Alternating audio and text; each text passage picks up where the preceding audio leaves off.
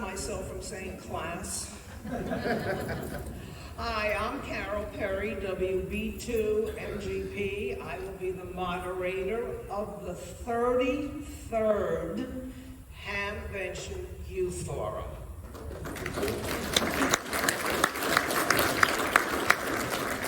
That's a big wow.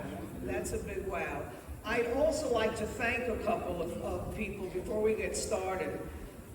The volunteers that you see over here again to my right, those are all volunteers. Many of them are wearing a yellow ribboned necklace, and on it, it says Carole's Monitor. If there's anything you need during the course of when we'll be here, just hail one of those people down. They're the ones who are here to help out.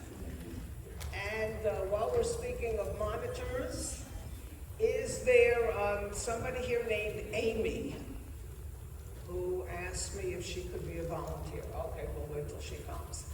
I would also like to introduce a couple of other people, but the volunteers get my thanks, my appreciation. They're the ones who set everything up here.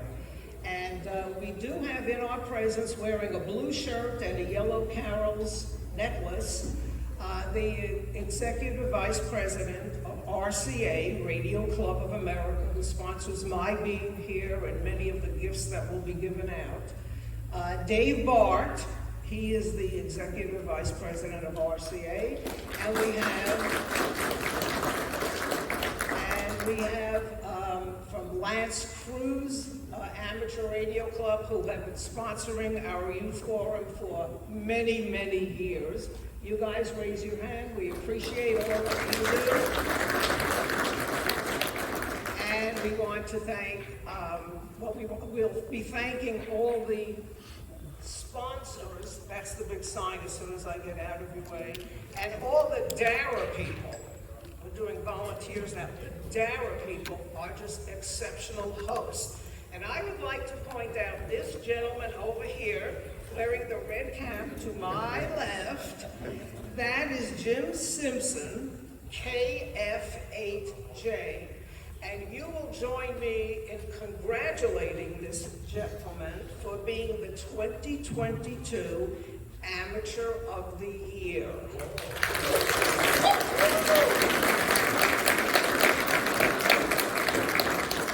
And Jim and I go back decades as well. Don't admit that. Well, we were mere children when we began. And what I love is Jim was first licensed as a teenager, which you know is what I totally support, so. 16. Congratulations. Okay, prize tickets will be accepted till 10:30, so if you're waiting for somebody else to join us, make sure they get in here by then. And we're just going to do some business announcements at this point. I would like to let you know about, it's always weird for me to do this, but I'm doing it. There are two big contests that we run. One of them is called the Carole Perry Educator of the Year Award. Now you know why it's awkward for me to speak about it. It is sponsored by Hamvention in Orlando every February. You can nominate a teacher, an instructor, a scout leader, any leader of a bona fide youth group who has made an outstanding contribution to educating and advancing youth in amateur radio. Nominations, and this is what's important, must be received by November 1st. And you can download the application form. It goes on their website, Hamvention website, in the fall. You can be self-nominated as well, but all the qualifications will be listed on that website. So if you know somebody, it's a wonderful award for somebody to win. Looks good on job applications and so forth. And the forms will be available on their website in the fall. And the other contest we run is the Young Ham Lends a Hand contest, which I will be speaking more about. And the other big announcement is all the wonderful sponsors. I want to particularly mention some of them. RCA, of course, Radio Club of America. They're the volunteers who for the past 10 months have been helping me get all of this with its 20,000 plus details organized for this forum. ICOM. ICOM is a major, major sponsor. Terry, why don't you stand up? Terry is Terry. Lloyd is one of the people who's responsible for the designs on the personalized book bags and all the goodies that the presenters will be getting. That's Lloyd over there. And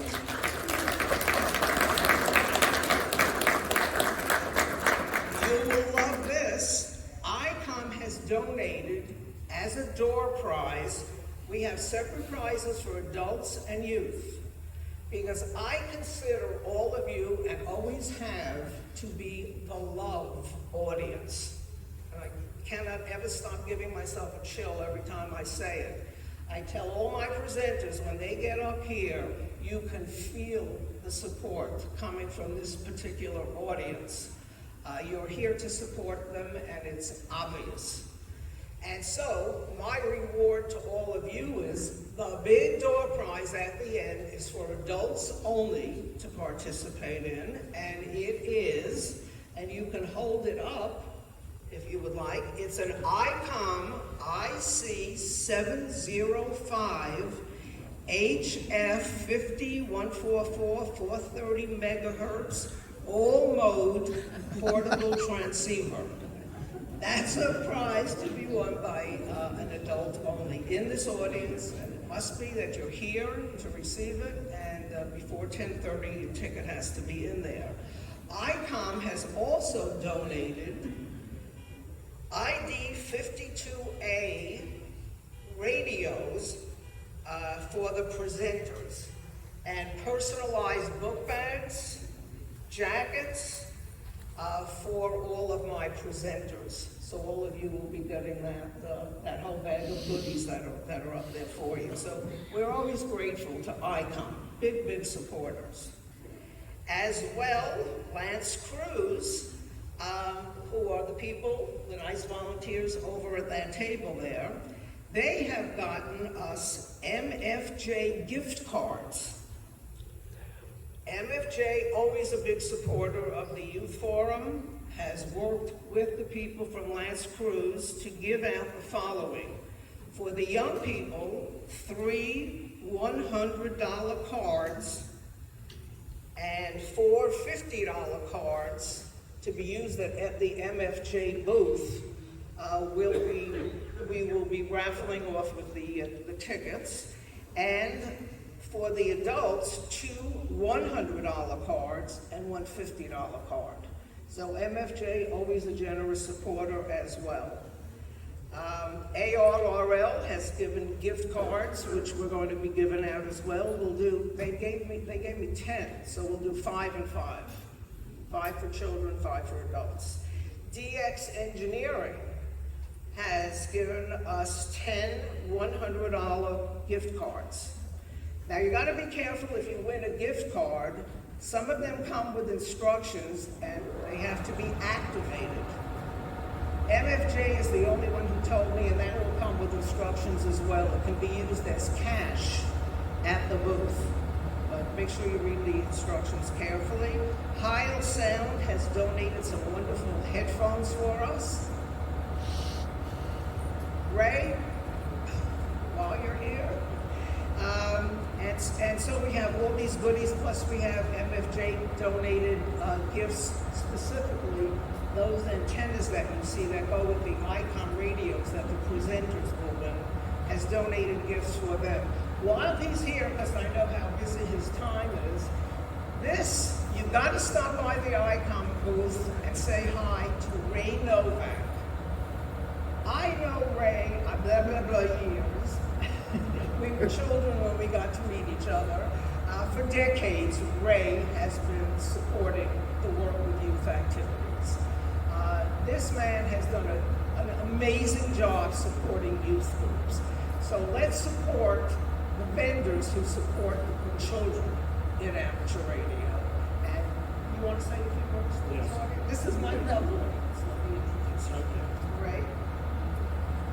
Just while I have some witnesses, she threatened me bodily harm if I did not come here. So,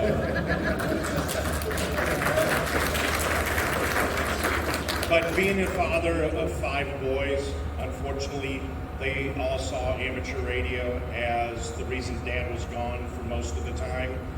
I don't have any ham radio operators at this point, but my youngest is in the Air Force, and he's doing signal intelligence, and he told me one of the few times that he's called me that now I get it, Dad. I understand what is so interesting about it. And as he was going through training class in San Angelo, Texas, he comes home, tells me about Fourier and all these different theories, and I laugh at him. He goes, "Why are you laughing?" I go, "Come here, let me show you our radios, and this is what Fourier was doing." And he goes, "Oh," and you could see that it clicked in his mind. So he now has a newfound appreciation for ham radio operators. So please keep educating the youth. I saw a t-shirt many years ago that triggered me to get with Carole, and it said, "Be kind to the youth because they will choose your nursing home." Well, if you think about it, be kind to the youth because they write the CC&Rs. So, thank you very much.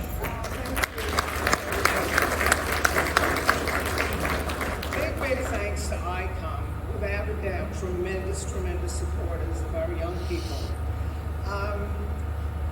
I'd also like to point out that there's a special person who donated to this youth forum. I don't think he's here. Evan, are you here? He was going to try to make it. I'll tell you about Evan when we do the Young Ham Lends a Hand contest. Tremendous supporter as well. So now you know why I call you all the love audience people. It's because of the tremendous support we get. And I would like to share this with you. We don't get to choose the times that we're born into, but we do get to choose how we participate in and contribute to them. And all of you, by sitting here supporting this youth forum, that's your way of showing me that you are contributing and participating in the times that you're born into. And cannot tell you how much that is appreciated. Okay, now the contest that I've been speaking about.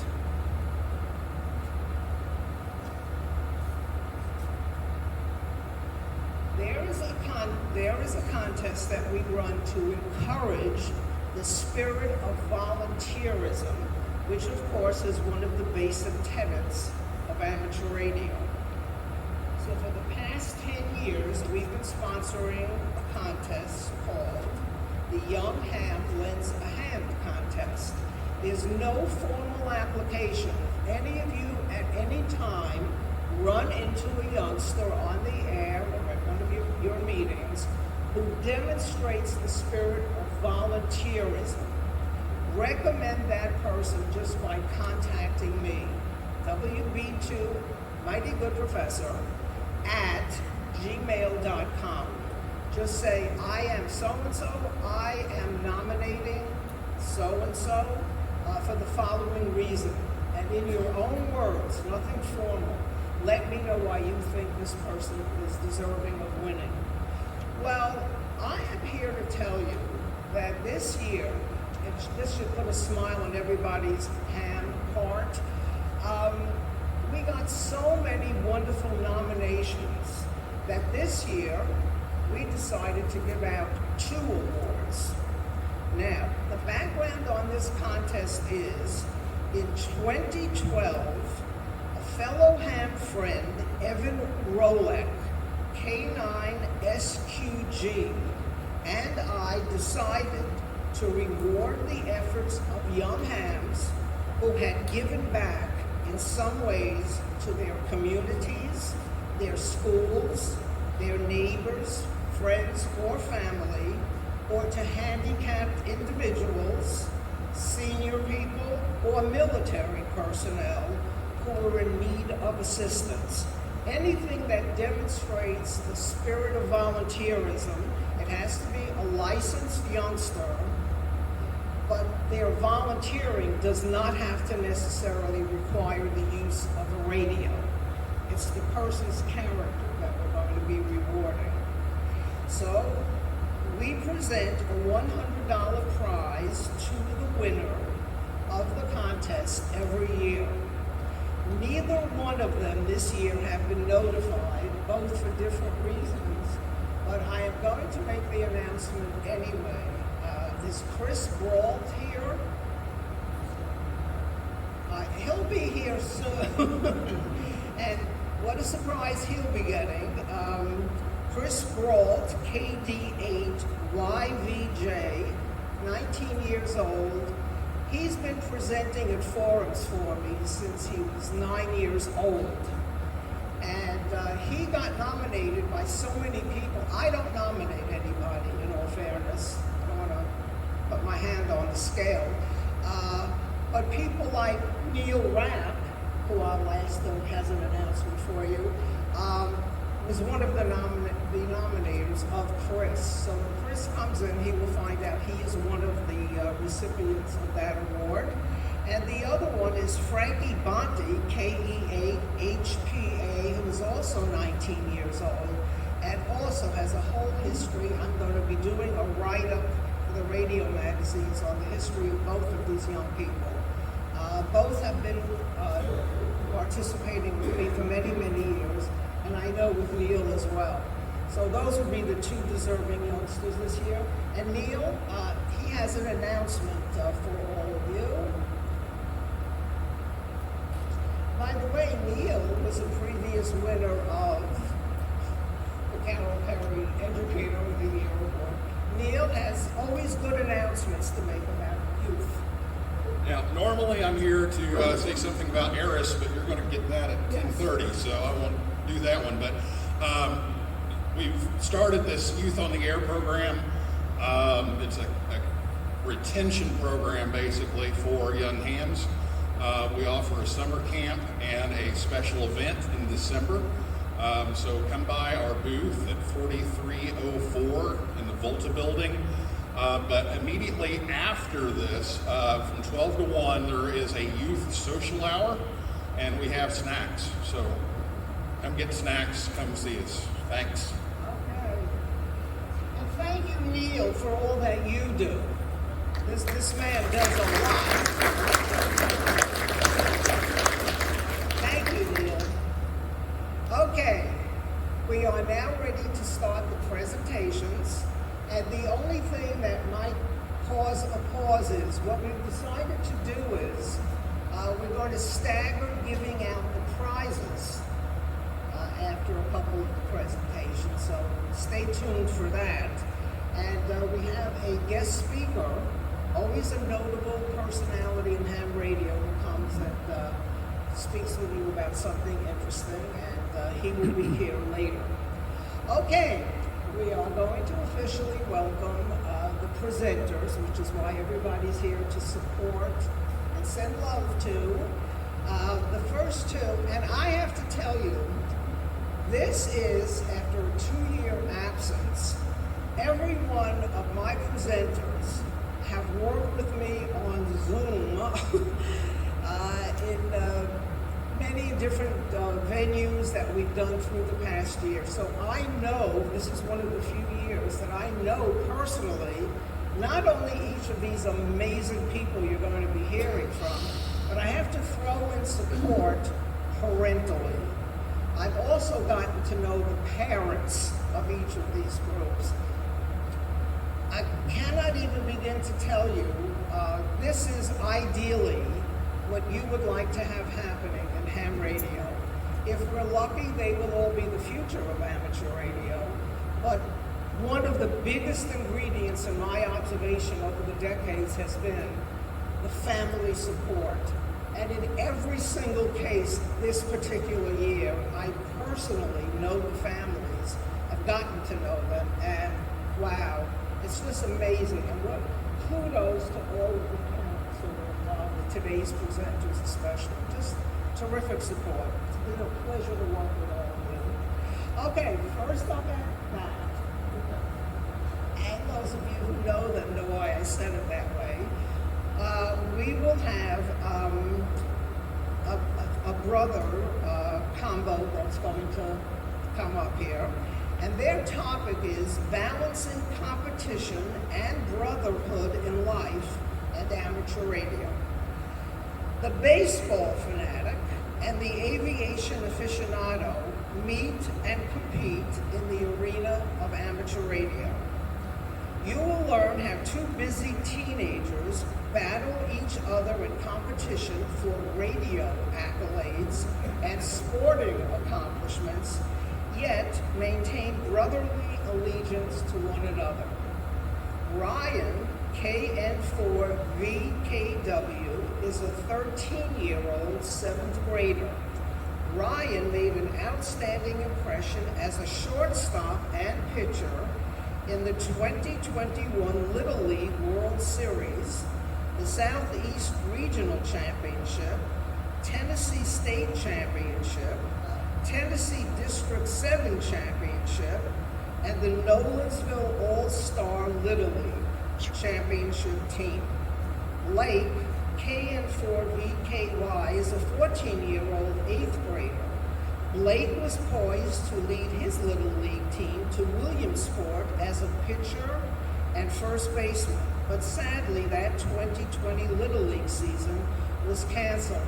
And I lived through all of that because Dad sent me all the information as it was happening, and they even got to miss appearing at one of my uniforms because they were all involved with their excellence in the baseball. Both boys are homeschooled athletes and enthusiastic hands. Together, they will demonstrate how they weave a wide variety of amateur radio and the richness of STEM into their youthful lifestyles, but also full of sports and family activities with an emphasis on who accomplishes it first and the most. So without further ado, Blake and Ryan.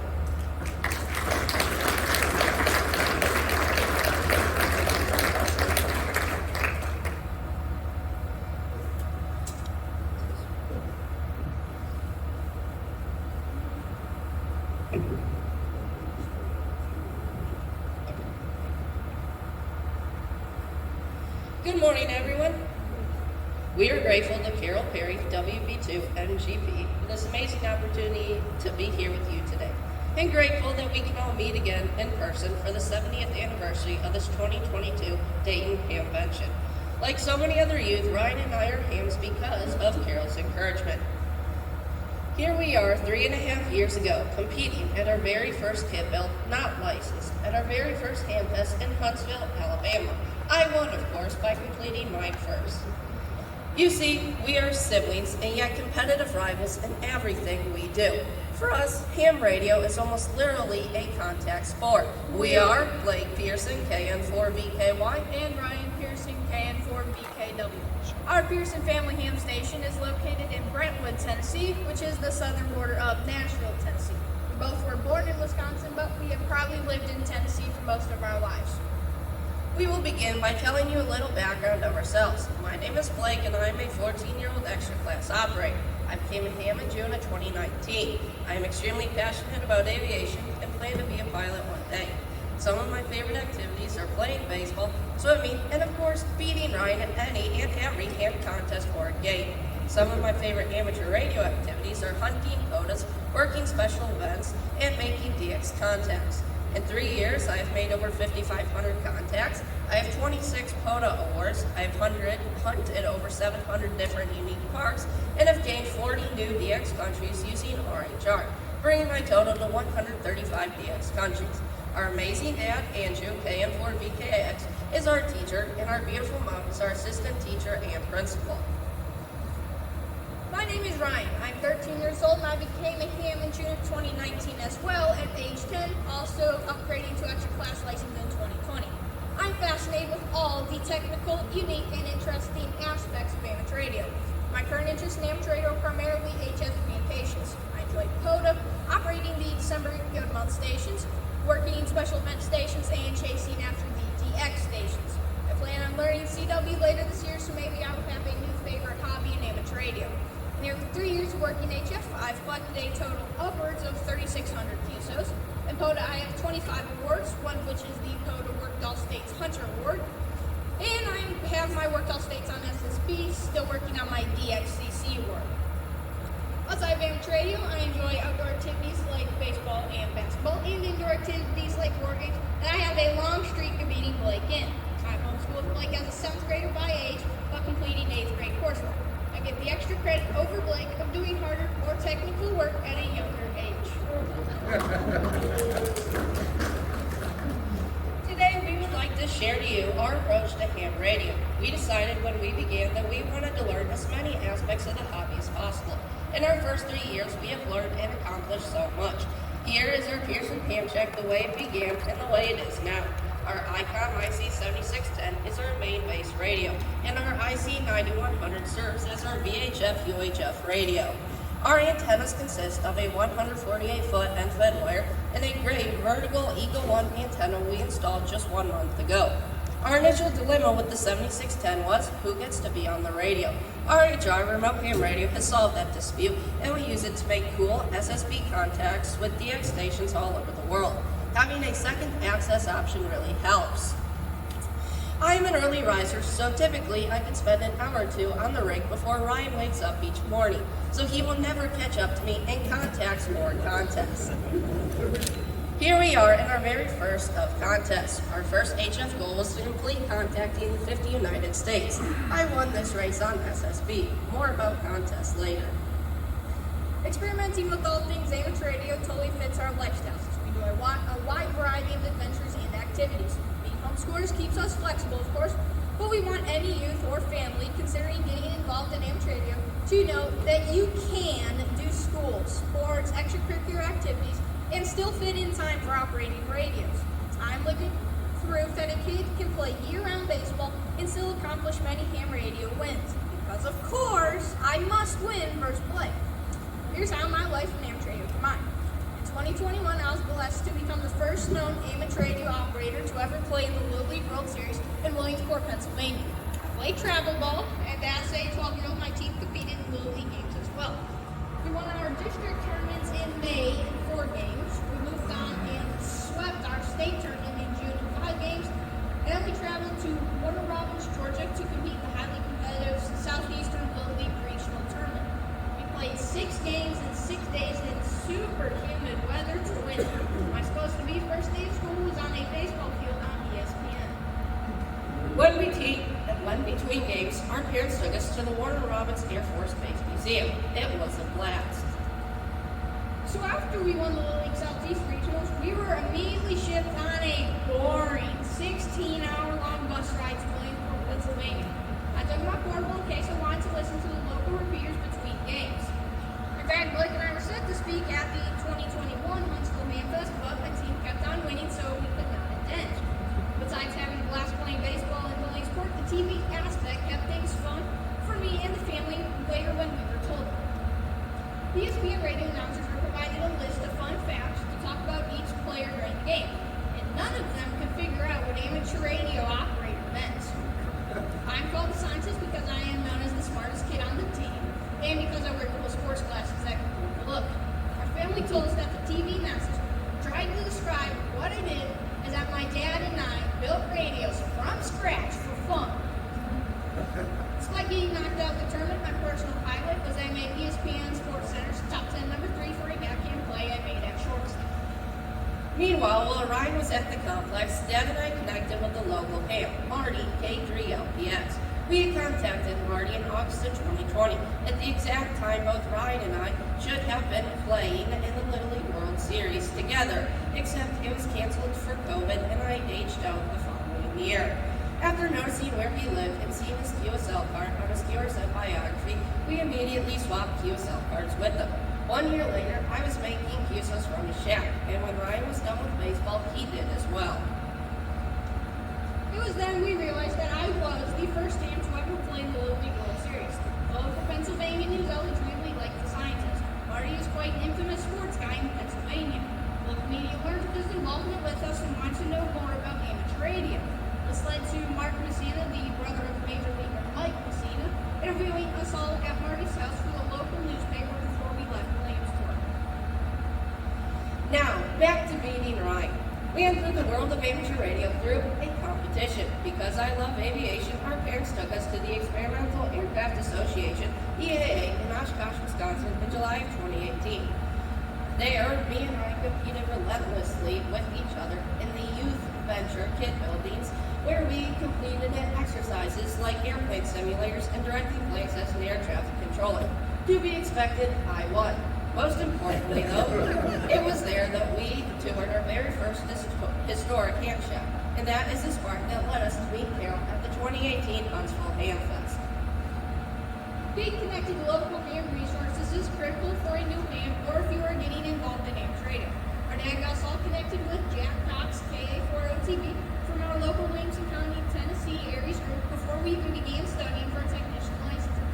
This amazing group of hams welcomed us, helped us with equipment, mentored us, and our progress in amateur radio is fully dedicated to their investments in us. 2 years later, here they all are, even cheering for me when I was in the Little League World Series. Here are some of the many ways we stay connected in amateur radio. WCARES Williamson County Aries. We actively attend our monthly meetings. We help set up and participate in field days, and we are on the antenna team that helps any fellow hams with any of their antenna projects.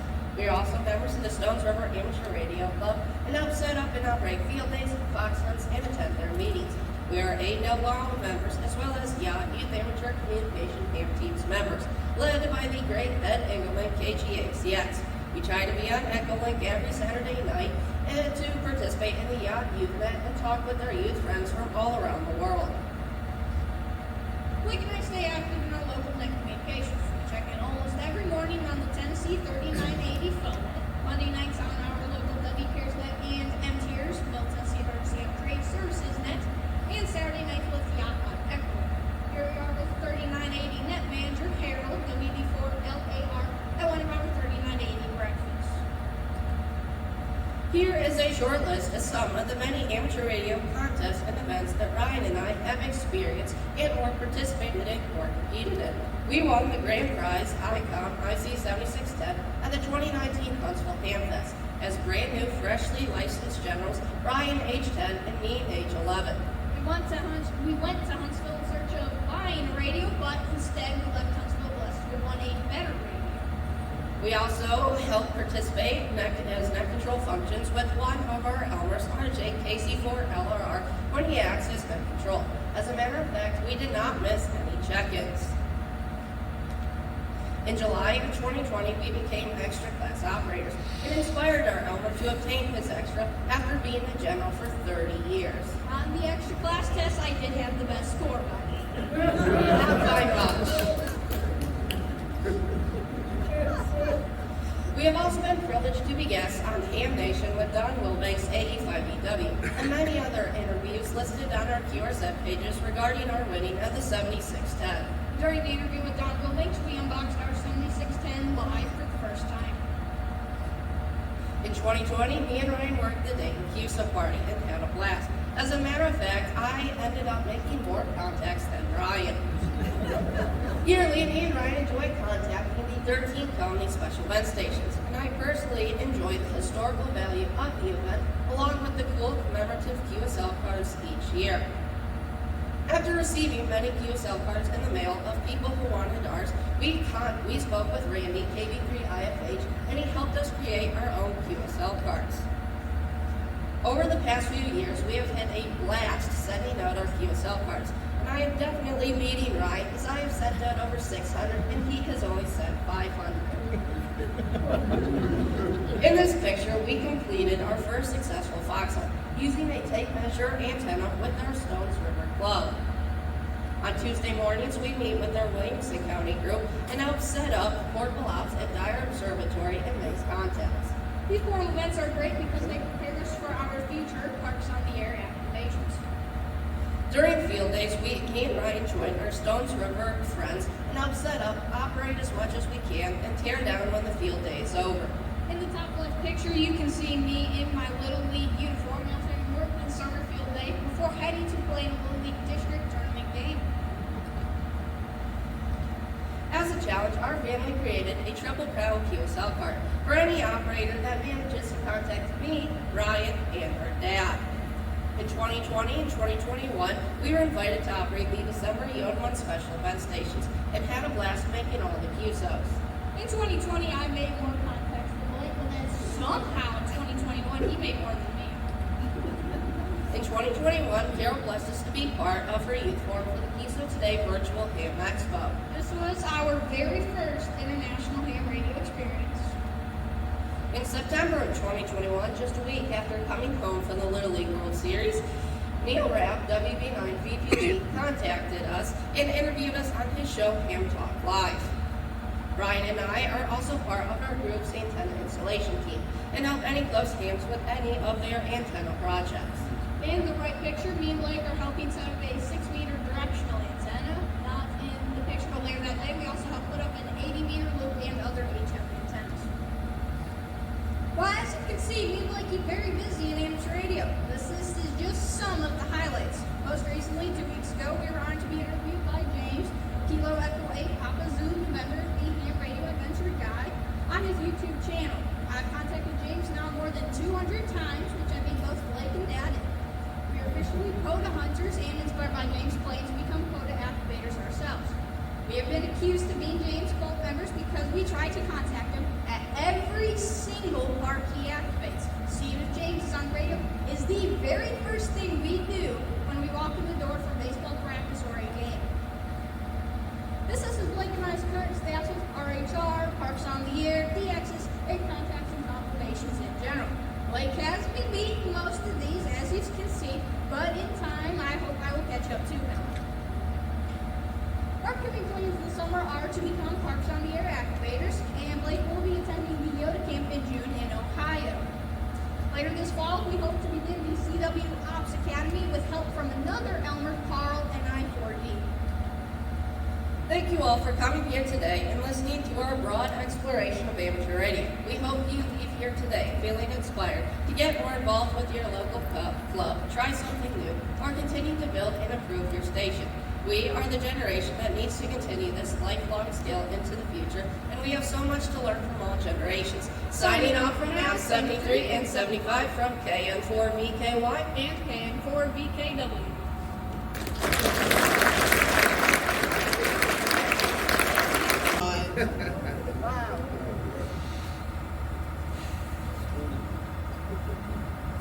You're right. Okay, I'm going to keep asking if,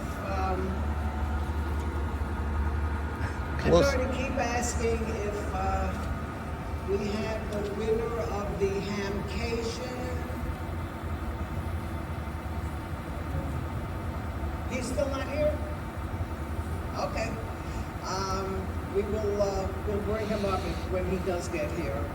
Okay, one more announcement about what I see. I've got a former young achiever sitting at the door, Connor Black. Connor, raise your hand. He's also been with me for years and years.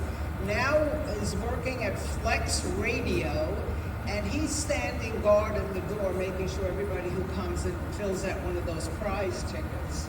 And make sure that you have deposited. And while I'm pointing over to the prize table with the Lance Cruise Group, again, that's club support that we've always gotten. And I have to mention Ralph Irish, who unfortunately for a health reason could not make it here this year, but sent 3 able Lance Cruise members. They'll be monitoring all the prizes that we're going to be giving out and taking care of the tickets over there. But we all wish Ralph a speedy recovery. He's been with me since 1987 when we first began doing this. Okay, I would like to give out one prize at this point. Let's give out from Lance Cruz and MFJ. For youth, let's give out one of the $100 gift cards. Okay. And I'm going to ask,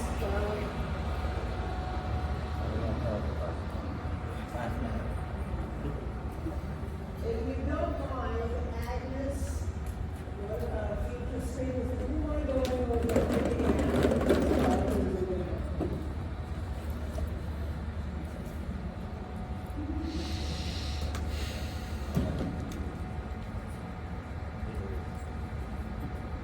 Grace A. Pape. AEA-RJM. Huh? Oh, you want her to pick it? That's all right. You can hand it to her and let her take it up there. Here, Honey, take that up to take it up. Carole.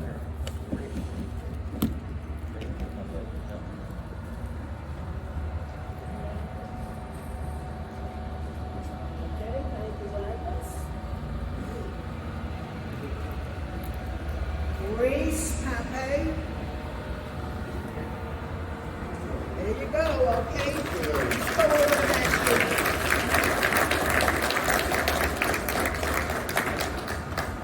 Okay. So that's one of the youth. And let's give out for the adults one of the $100 MFJ gift cards. Again, he told Close. me that could be used as cash. Carole. Mike. Oh, I'm sorry. Okay. Again, the MFJ one can be used as cash. Okay, Agnes.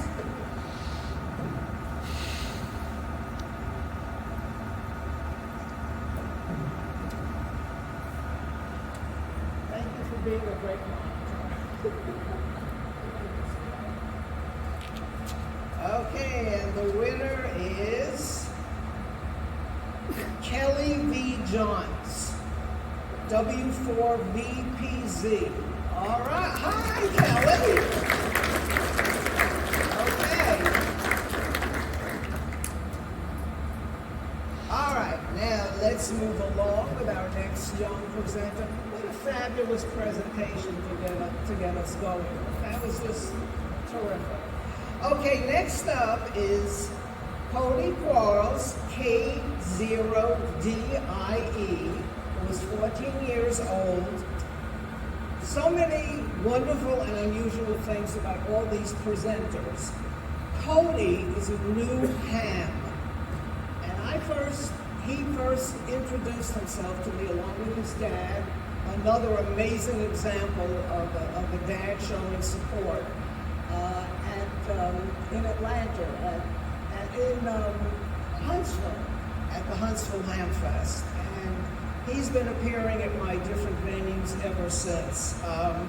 Just a wonderful family situation to deal with.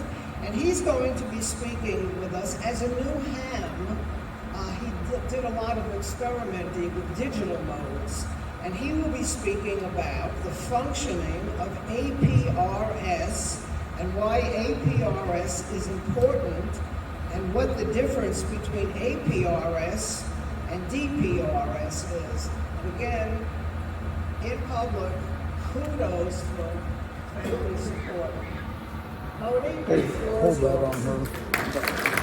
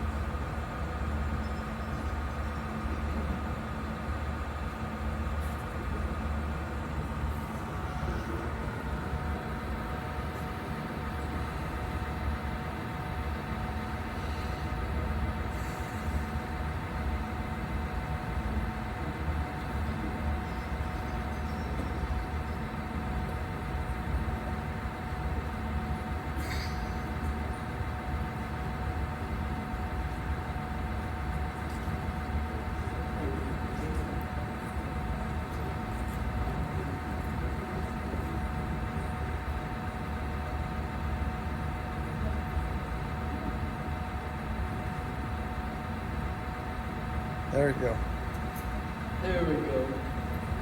Good morning. My name is Cody Quarles, K0DIE.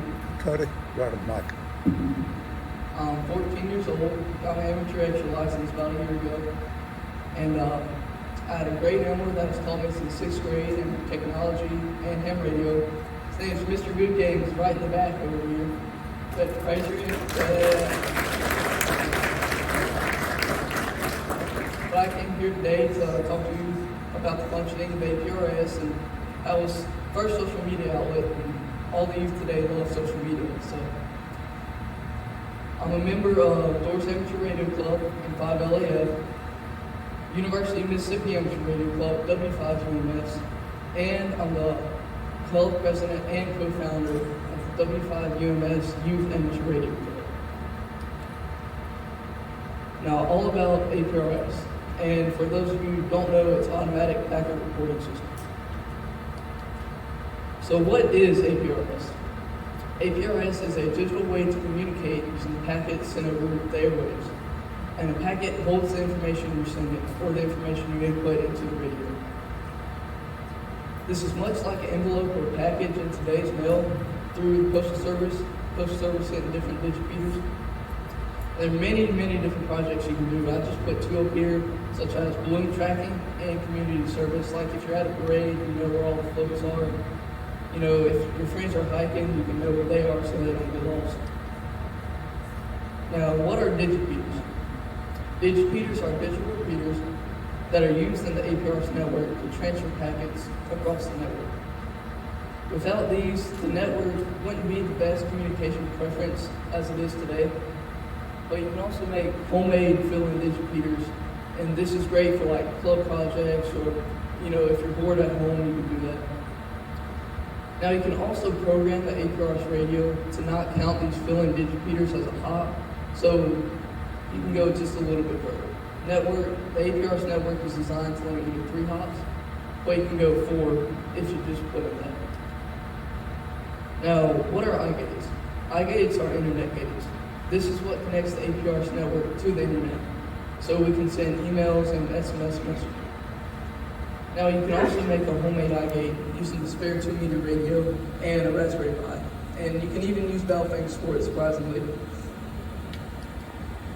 Now there's many, many different ways to communicate. I've just listed a few here, but there's email, which using this APRS function, you can send emails across the servers, don't even have to have phone service with it. This sends it to an iGate, which then sends it to the email servers. All you have to do is put email, all caps, in the place you'd regularly put someone's call sign, sending an APRS message. And in the message box, put an @ symbol, then the person's email, then whatever message you want to put, but sadly there is a character limit, so you can't put very long emails. Like professional emails wouldn't be very long.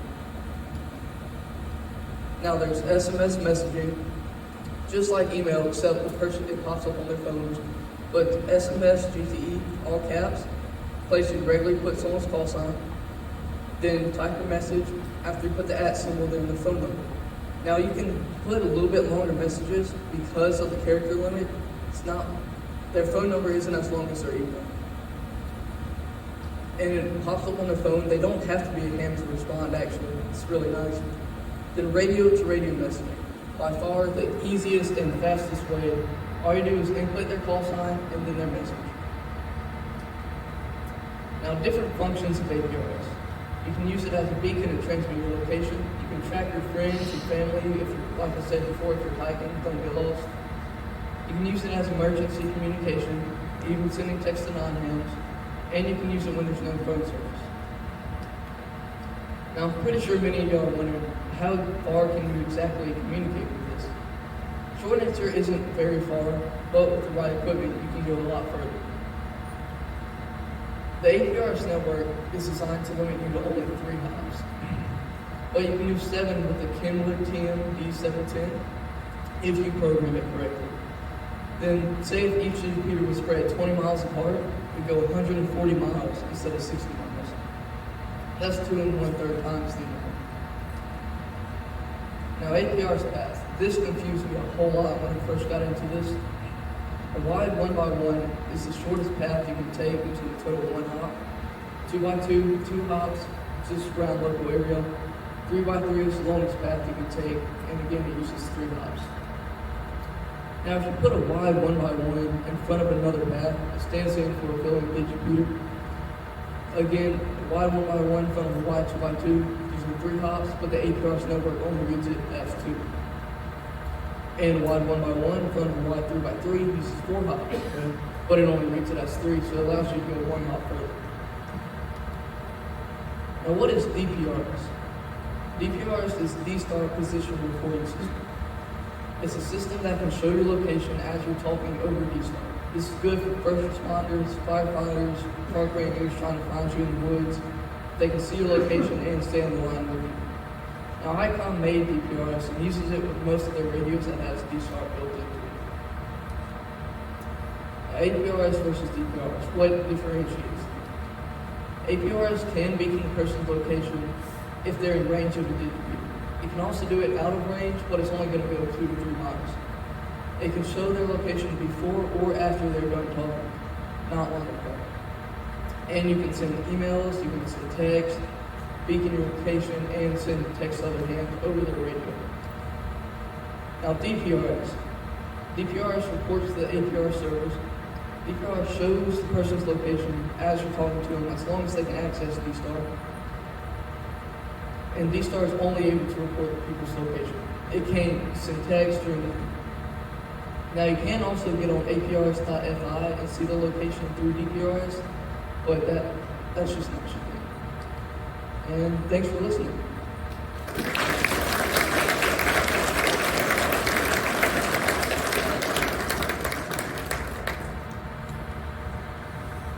Thank you, Cody. Now that's a new ham. That's a new ham.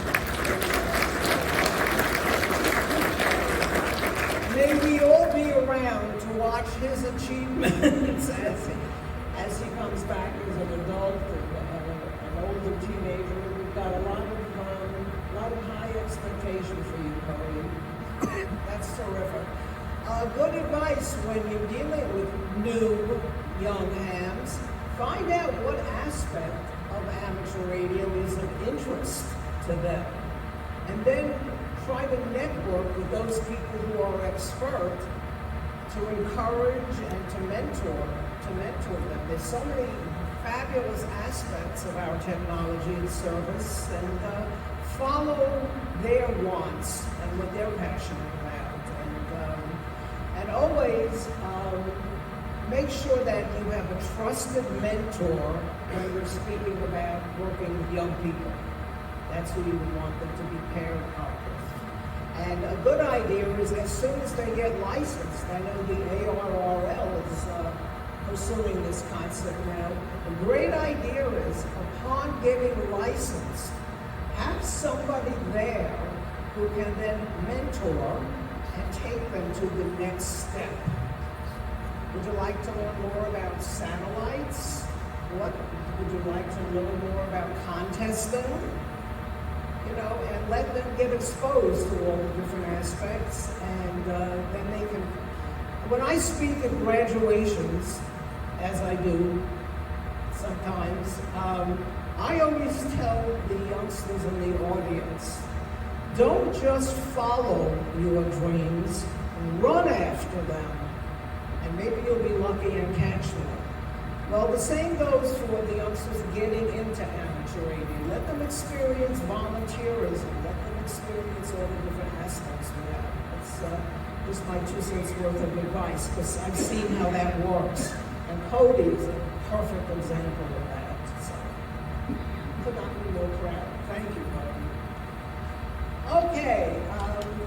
I am going now to take a pause because remember I said we always have a surprise notable person of amateur radio who comes in here. But I also understand that 2 of my award winners are here. Have I got Frankie Bonte and Chris? Come on up. Come on up. They've been doing, guess what? volunteering. I know this is a surprise. Hi, oh my gosh, I know them when they're young.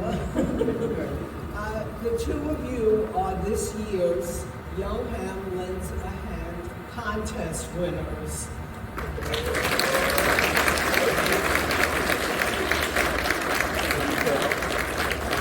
Again, I've had the pleasure of having both of them appear at many, many of my venues when they were young.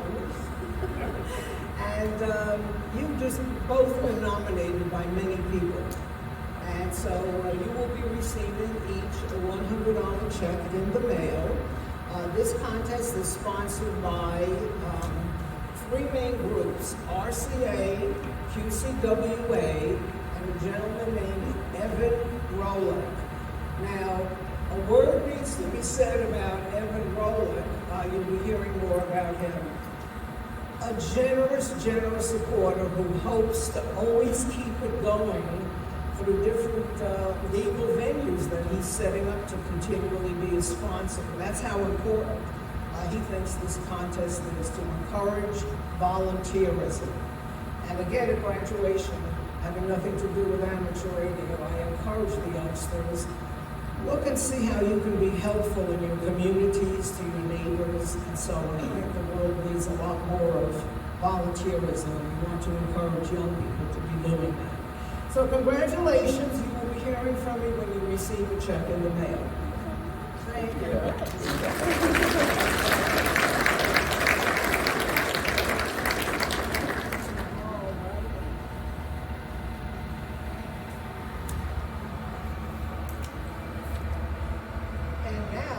And now the notable person I have been teasing you about.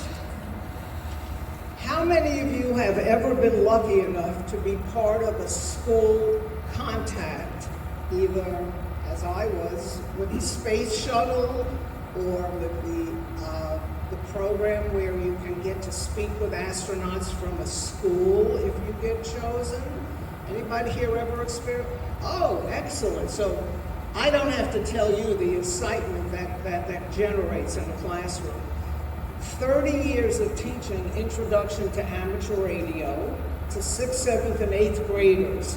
The single most exciting thing, and we did a lot of exciting things, was when an average school child gets to ask a question of an astronaut. And if they're up in space at the time, wow, that's something they'll remember the rest of their lives. And I know that for a fact, because 30 years of doing it, and then years of being retired, as adults, those kids from my program still contact me every time they read about something that's going on in space to tell me how they remember how exciting that was. And of course, I'll share with you the most popular question through the years that they all want to ask is, how do you go to the bathroom in space? And I understand that was so popular a question, not just from my classes, that one of the astronauts actually wrote a book. And if you're going to be involved with this, you might want to pick up a copy. It's by someone whose last name is Pogue, P-O-G-U-E, entitled, Here's How We Went to the Bathroom in Space.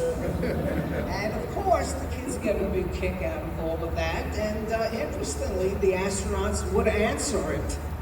And after a while, I used to hand out a diagram showing all the different parts of the spacesuit, and then they can see for themselves exactly how that occurs. Okay, our special guest, apropos of what we were talking about just now, is Frank Bauer, KA3HDO, who is the Executive Director of ARIS USA, ARIS International Chairperson, and ISS Ham Radio Program Manager. If you're even considering doing this, I encourage you to do it if you can. This would be the person who I think will inspire you, and you've got it from me personally, who did it several times. It's a fabulous experience for young people and for the teacher as well. Frank?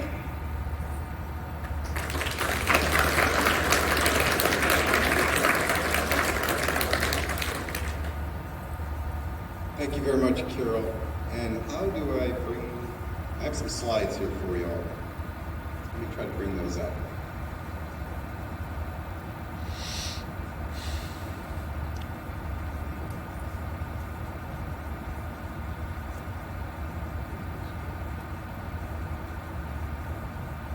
There you go.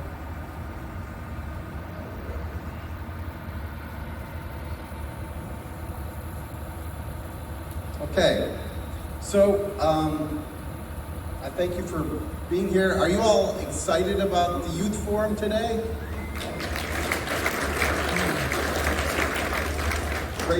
Great to see you all. Eris is, as Carole said, is really a phenomenal opportunity.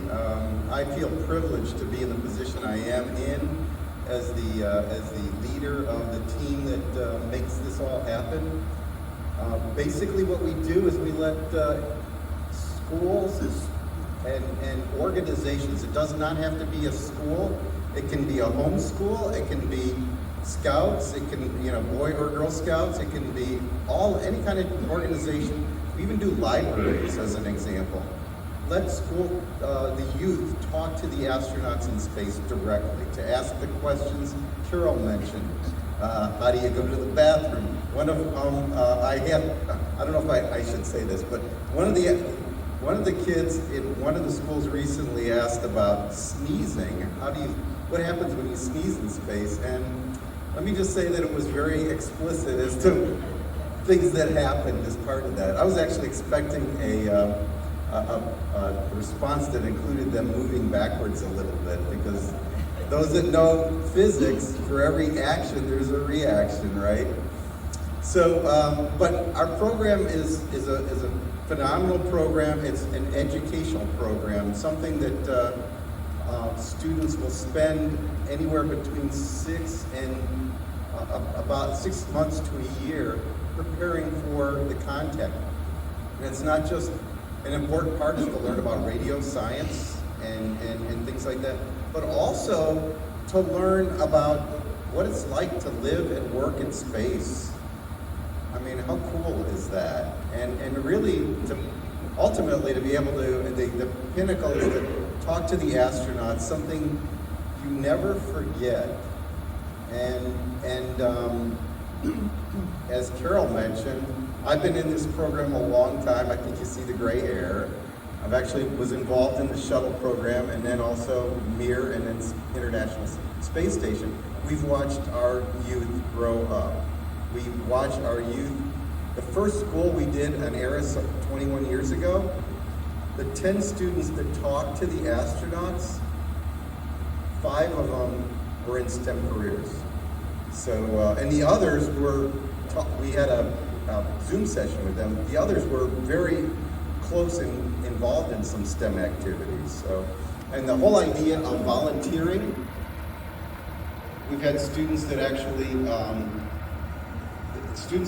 will help Eris and help the school in STEAM and STEM education, which is one of our initiatives we do. Hardware development.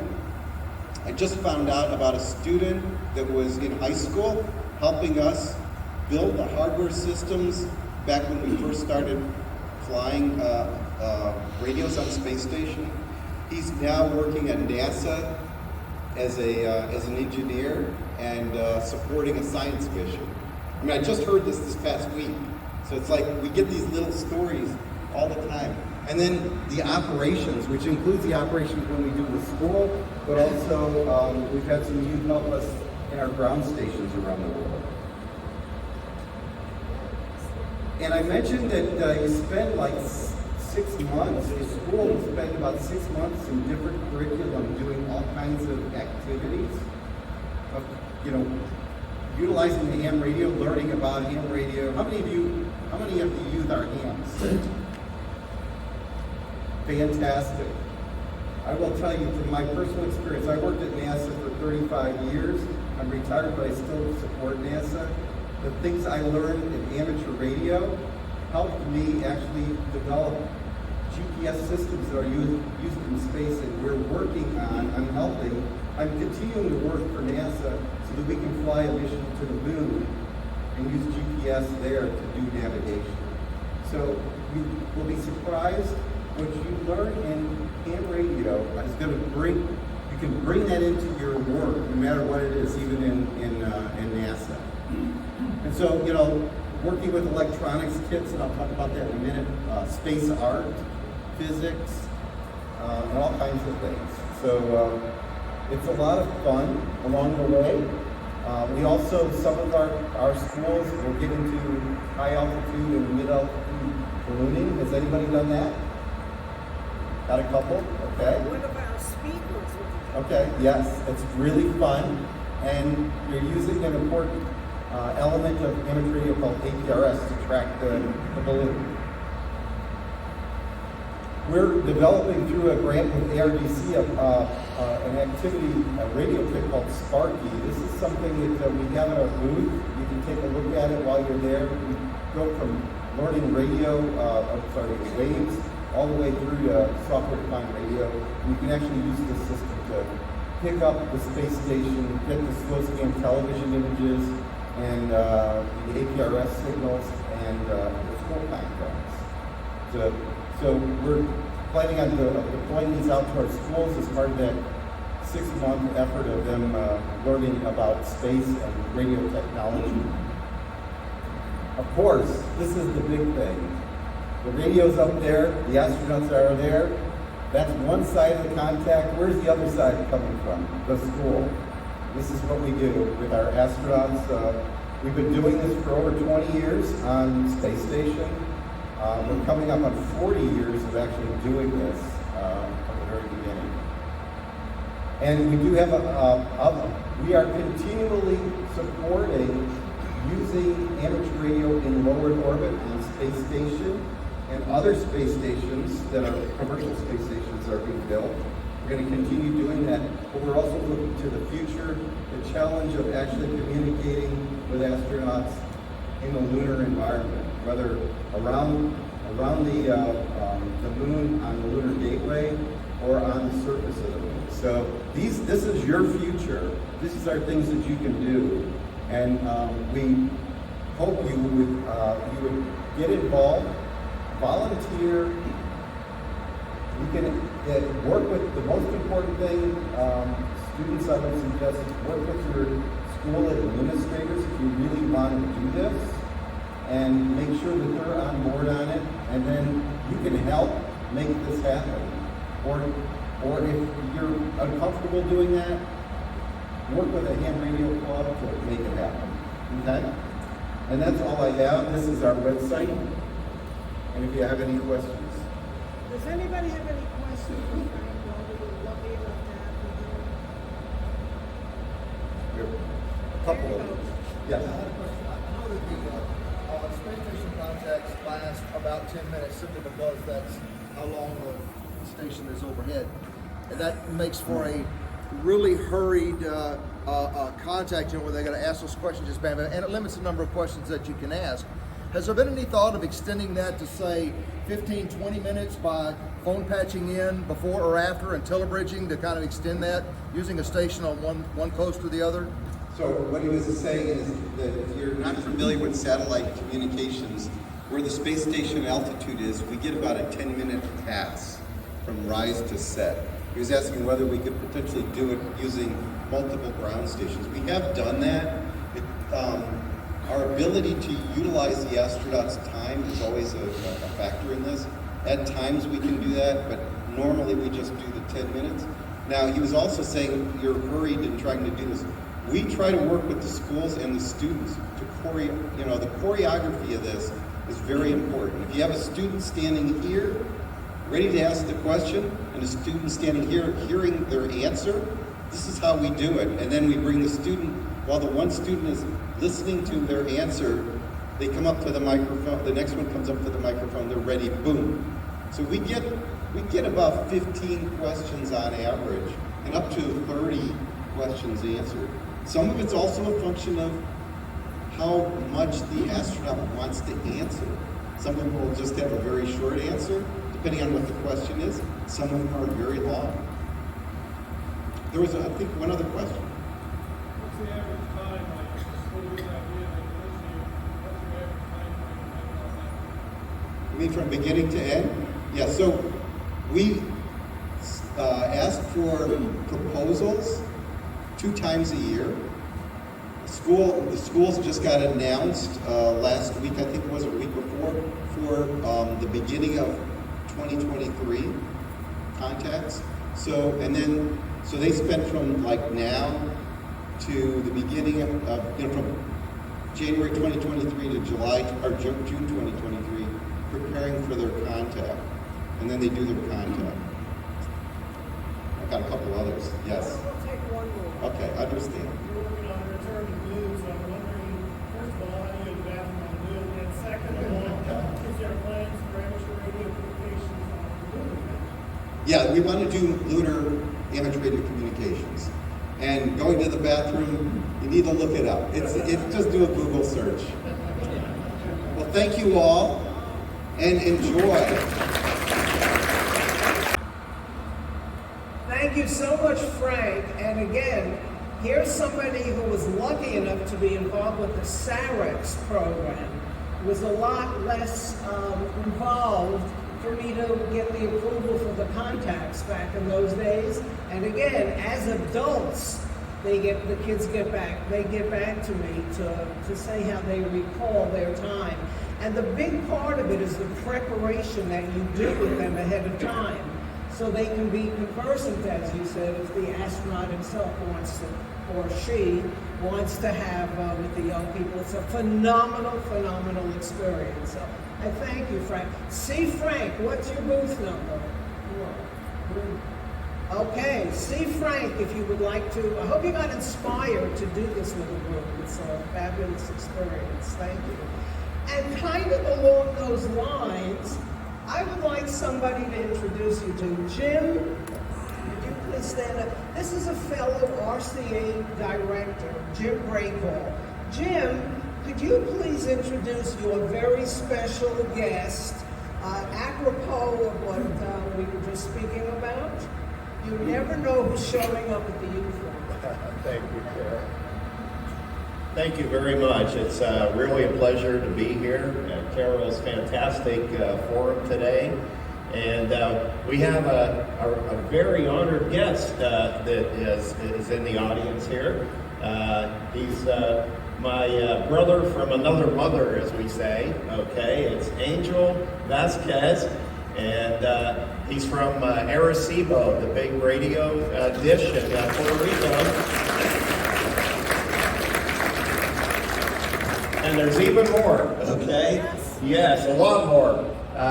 He is the Ham of the Year at Dana, so give him a round of applause for that.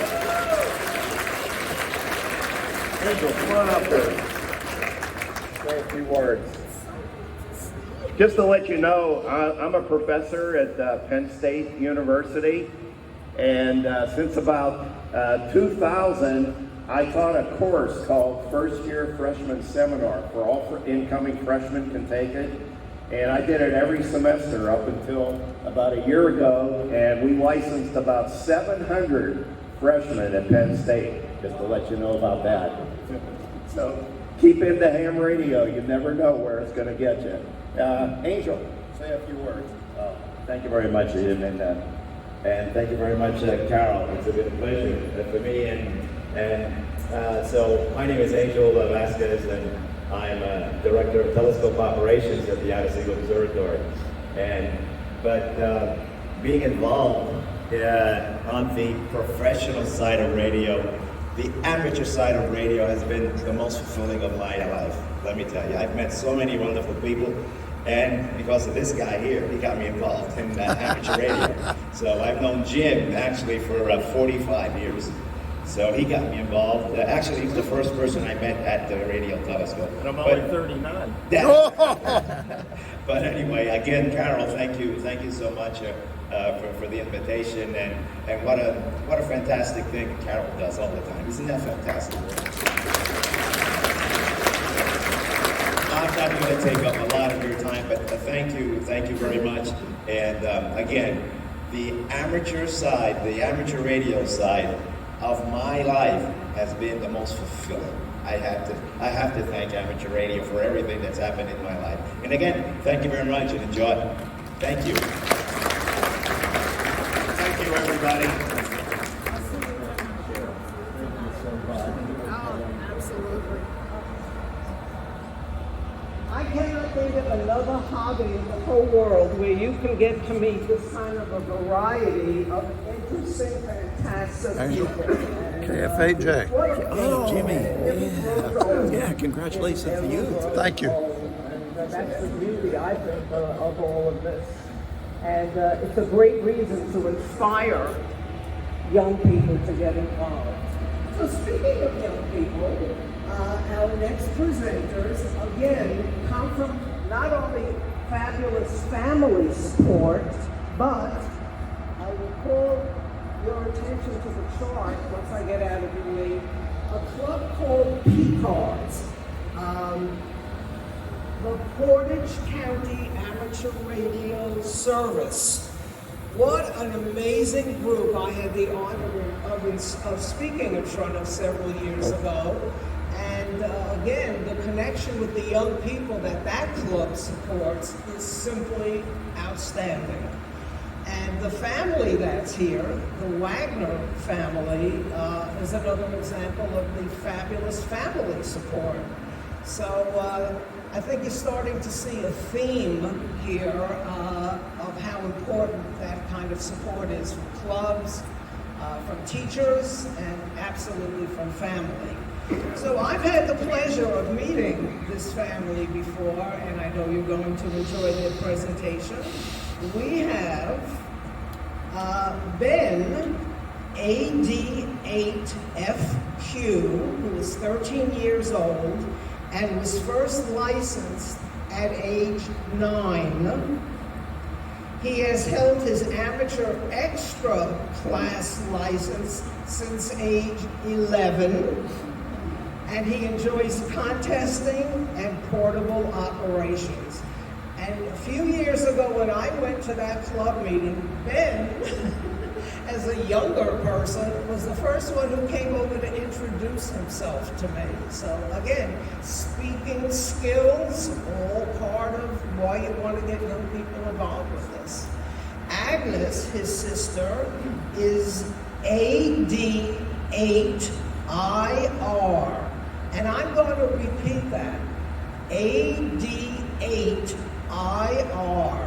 A new upgrade to her license that she just got. She is 12 years old and was first licensed at age 8. And she very recently upgraded to amateur extra and enjoys digital modes, especially FT8 and FT4. The presentation that they will do will be Unexpected Opportunities, our ham radio adventures during lockdown. They will talk about the challenges and opportunities that they experienced while developing their ham radio skills during the pandemic.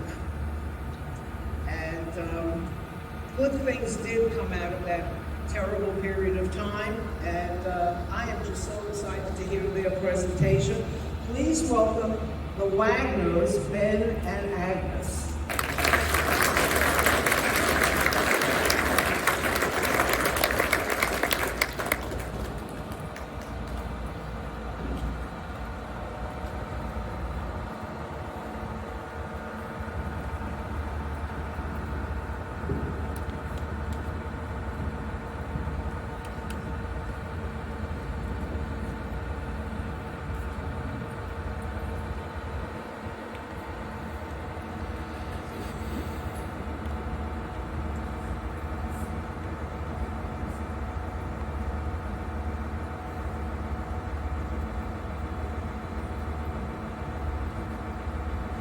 There you go, buddy.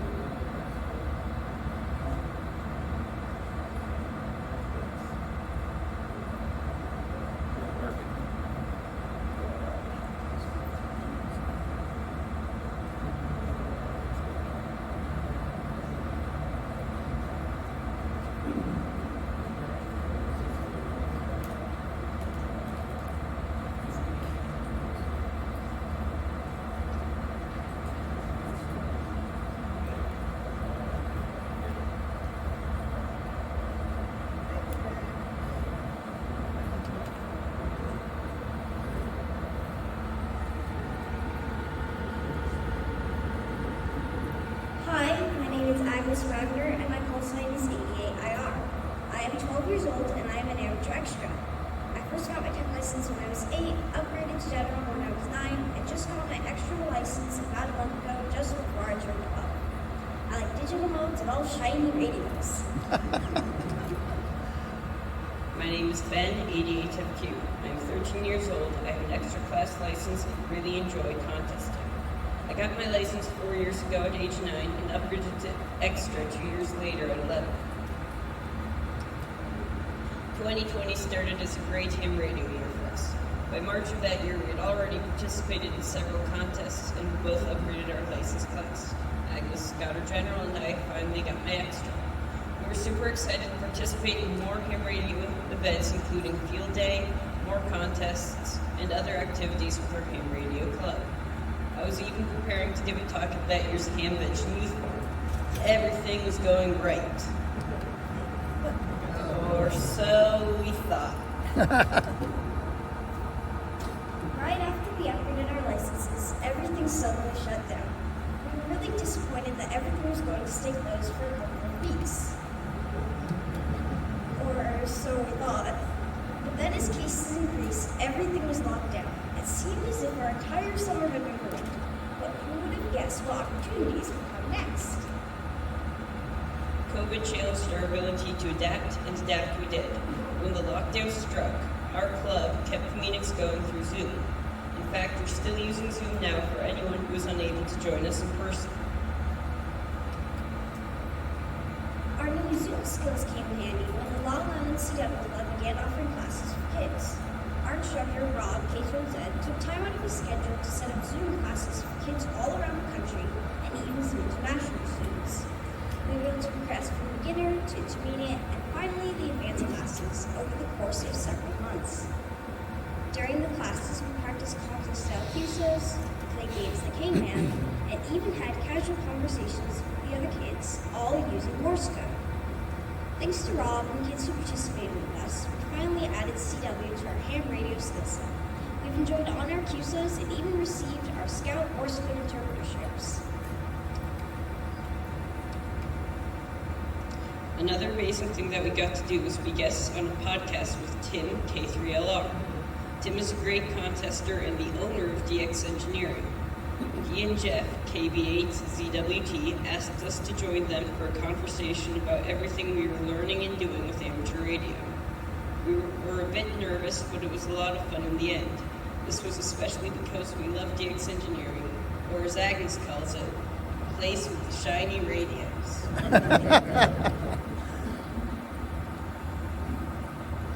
It was super disappointing to have so many ham radio events canceled, but some really determined people found a way to host virtual events. We were really grateful to be included, along with our sister, Benedict, KE8LWO, in the first ever QSO Today Virtual Ham Expo in 2020. This event featured pre-recorded presentations, so we dug up a family video camera and tried our best to get creative. We found a bunch of different ways to show how we were using ham radio during lockdown, including contesting, modern digital modes, and even our super fancy bike-mounted balconies. For the 15th anniversary of PCARS, I got to operate as part of the K8BF special event station and celebrate this occasion. One of the most important influences for me in ham radio has been PCARS. Even though COVID had canceled most ham events, I got to operate from home for this momentous occasion.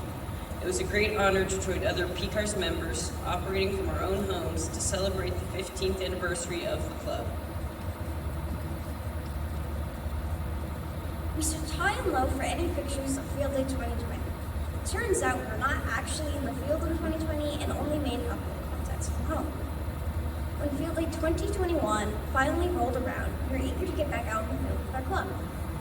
Day 1 involved a late night shift where about questionable band conditions on 20 meters and a lot of mosquitoes. Pro tip, bring lots of bug spray and don't give up even when the band seems dead. Even though things started slow, we ended up with a big pileup.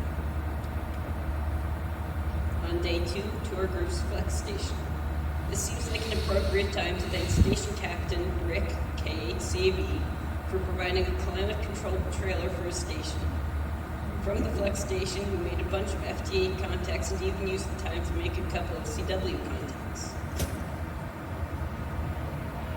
We have a lot of fun on the air, but we also know that it's vital for any radio operator to learn the various tools of the trade. When the COVID lockdowns began to lift, we were able to participate in a basic voltmeter and digital voltmeter training session. For a lot of seasoned veterans, this is very basic stuff. But for a couple of kids just starting out, this was a very important opportunity to learn those basics. As you can see in the picture, the training benefit wasn't just limited to young people. In our club, people love contests and yummy food. Someone had the brilliant idea of combining these two passions and transforming the Ohio QSO party into the barbecue QSO party. Here, we see one of our chefs, Bob, and a cutie, helping to bring back that tradition for 2021. Of course, the barbecue QSO party also offers a chance to play radio. COVID was still an understandable concern for a lot of people, so we had to do some extra sanitizing and use our own headsets. The COVID situation also meant fewer people were able to participate. The lower participation gave us a chance to spend a bit more time on the air. We still have a lot to learn, but fortunately, many fellow club members are great Elmers. Here you can see Bill, WB9LBI, taking some time to give me some CW pointers. He even helped me adjust my straight key for easier operation. With the right amount of mentoring and encouragement, we were both able to make a lot of contacts and have a lot of fun. Parks on the Air is all the rage these days, but before Parks on the Air, there was Ohio State Parks on the Air. On the weekend after Labor Day, families across the state headed to the 75 Ohio State Parks to have some fun. In 2021, we were able to combine a family camping trip to Grand Lake St. Mary's State Park with some radio fun. Of course, a good contest should always start with a good breakfast. After breakfast, we set up our equipment and got on the air. Well, sort of. We may have lost a few minutes working out some technical difficulties, but eventually we were fully operational. There were some slow times, but we kept trying and managed to make a lot of cues, and even ended up working through a couple of pilots. We had a lot of fun on the radio, and to finish, our mom prepared some excellent camp food. Our hard work and good eating paid off. We finished third place in our category. This year we'll try to do even better, so listen for us on September 10th. Another fun contest we participated in was the California QSO Party. COVID once again kept many people away from our club site, so we were called upon to get on the air for several hours. It provided a great opportunity to practice and improve our contesting skills. In the end, our club ended up first in the state and second in the USA with 18,400 points. Outside of amateur radio, we both enjoy several other hobbies and activities. Scouting is probably tops among them. The biggest scouting event in the world is the Jamboree in the air. Normally, scouts will get together in groups and with the help of Mentor Ham, try to make contacts with scouts and other people around the world. COVID kept us isolated at home this past year, but that meant we had flexibility to play around with the bands. For Jamboree on the air, you can operate on any band using any men. So Ben focused on HF, while I mostly worked on one of my favorite modes, FTA. Of course, all scouts love patches, and this event rewarded us with a very nice badge trophy to all our scout friends. When COVID gave us a brief break in Northeast Ohio last year, PCARS was able to participate in a local maker event. Not everybody was ready to join such a public event, so Agnes and I had the chance to represent our club and meet with a lot of kids and adults to talk about electrical engineering and ham radio. It was a lot of fun, and hopefully we inspired a few more people to check out amateur radio. One of our favorite contests each year is called Freeze Your Ink. It's a Q&B contest held every February. Well, it's supposed to be held in February. For 2021, the February event was another COVID casualty. Fortunately, it was rescheduled for December, so we grabbed a tent, some weather gear, and our radio and ventured out into cold and snow. Honestly, we struggled to make contacts. It was a bit more work to operate QRP, but we kept at it and managed to pull off a second place finish. Of course, since this was a PCARS event, there's some good food available. In fact, there's actually a best dish contest during the radio contest. There are some excellent entries in the food contests, including peach cobbler, chili, and more. I made a dish, a roquefort cheese ball, and placed 4. Well, congratulations on staying awake for our whole presentation. I'm glad you joined us today, and we hope you enjoy the rest of Hamvention.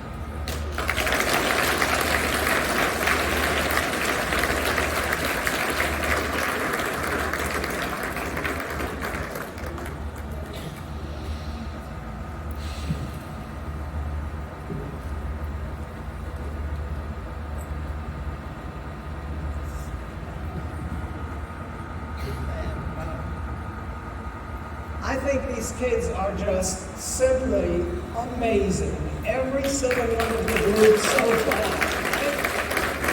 Okay. I know that ahead of time, when word got out about some of these presentations, there was huge interest in the next speaker and his sister. Let me tell you what this one is all about. The McElroy brother and sister team have been all over social media and ham radio media because of their high-flying HF propagation. And I know there were a lot of groups that were interested in especially hearing what their presentation would be. But of course, like everything else, there's a little story behind this one. Audrey is having her graduation from high school today. And she, of course, has been to many, many of my presentations, including speaking at the RCA Technical Symposium, where she so wowed everybody with her presentation that she was actually offered on the Zoom by one of the other presenters from the West Point amateur radio station. Please consider coming here while you're considering different colleges. So you have gotten to be in the presence of some really talented and creative, technically talented and creative young people today. Could not be more proud of all of them. But the team of Audrey and Jack McElroy, I need to explain, Audrey could not be here in person because of her graduation today, but not to feel too badly because she will be going on scholarship with many, many advanced credits to Georgia Tech.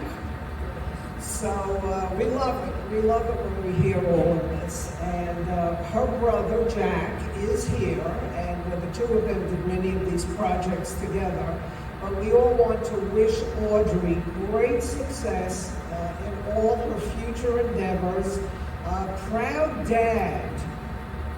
Dad came with Jack with Audrey's blessings today, because Dad, of course, was torn between daughter's graduation, son's appearance at what we all consider the Super Bowl, appearing at the Hamvention Youth Forum, the Super Bowl of ham radio networking opportunity for all these young people. So again, a dad who I have come to know, Tom, and Audrey said it's Jack's turn to come, and you don't have to see me just walking across the stage. It's Jack's turn to come. And again, you gotta love it. You gotta love it. Okay. Jack is 14 years old, a rising 9th grader that is an avid ham radio operator who loves working with amateur radio satellites and launching balloons with ham radio transmitters attached that fly high in the sky. He hopes to spread ham radio to many people for them to see how enjoyable and how much fun it can be. His presentation will be about how ham radio can be used with high altitude balloons that go around the world. These balloons can carry everything from instruments to biological samples and can be tracked with just a simple transmitter. I know you're going to love this presentation. Jack, and thank you for being here today, and send our best to Audrey.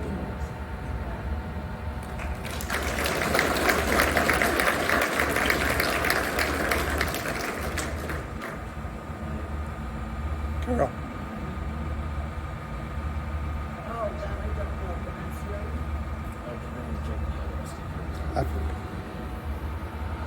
What do you need to do?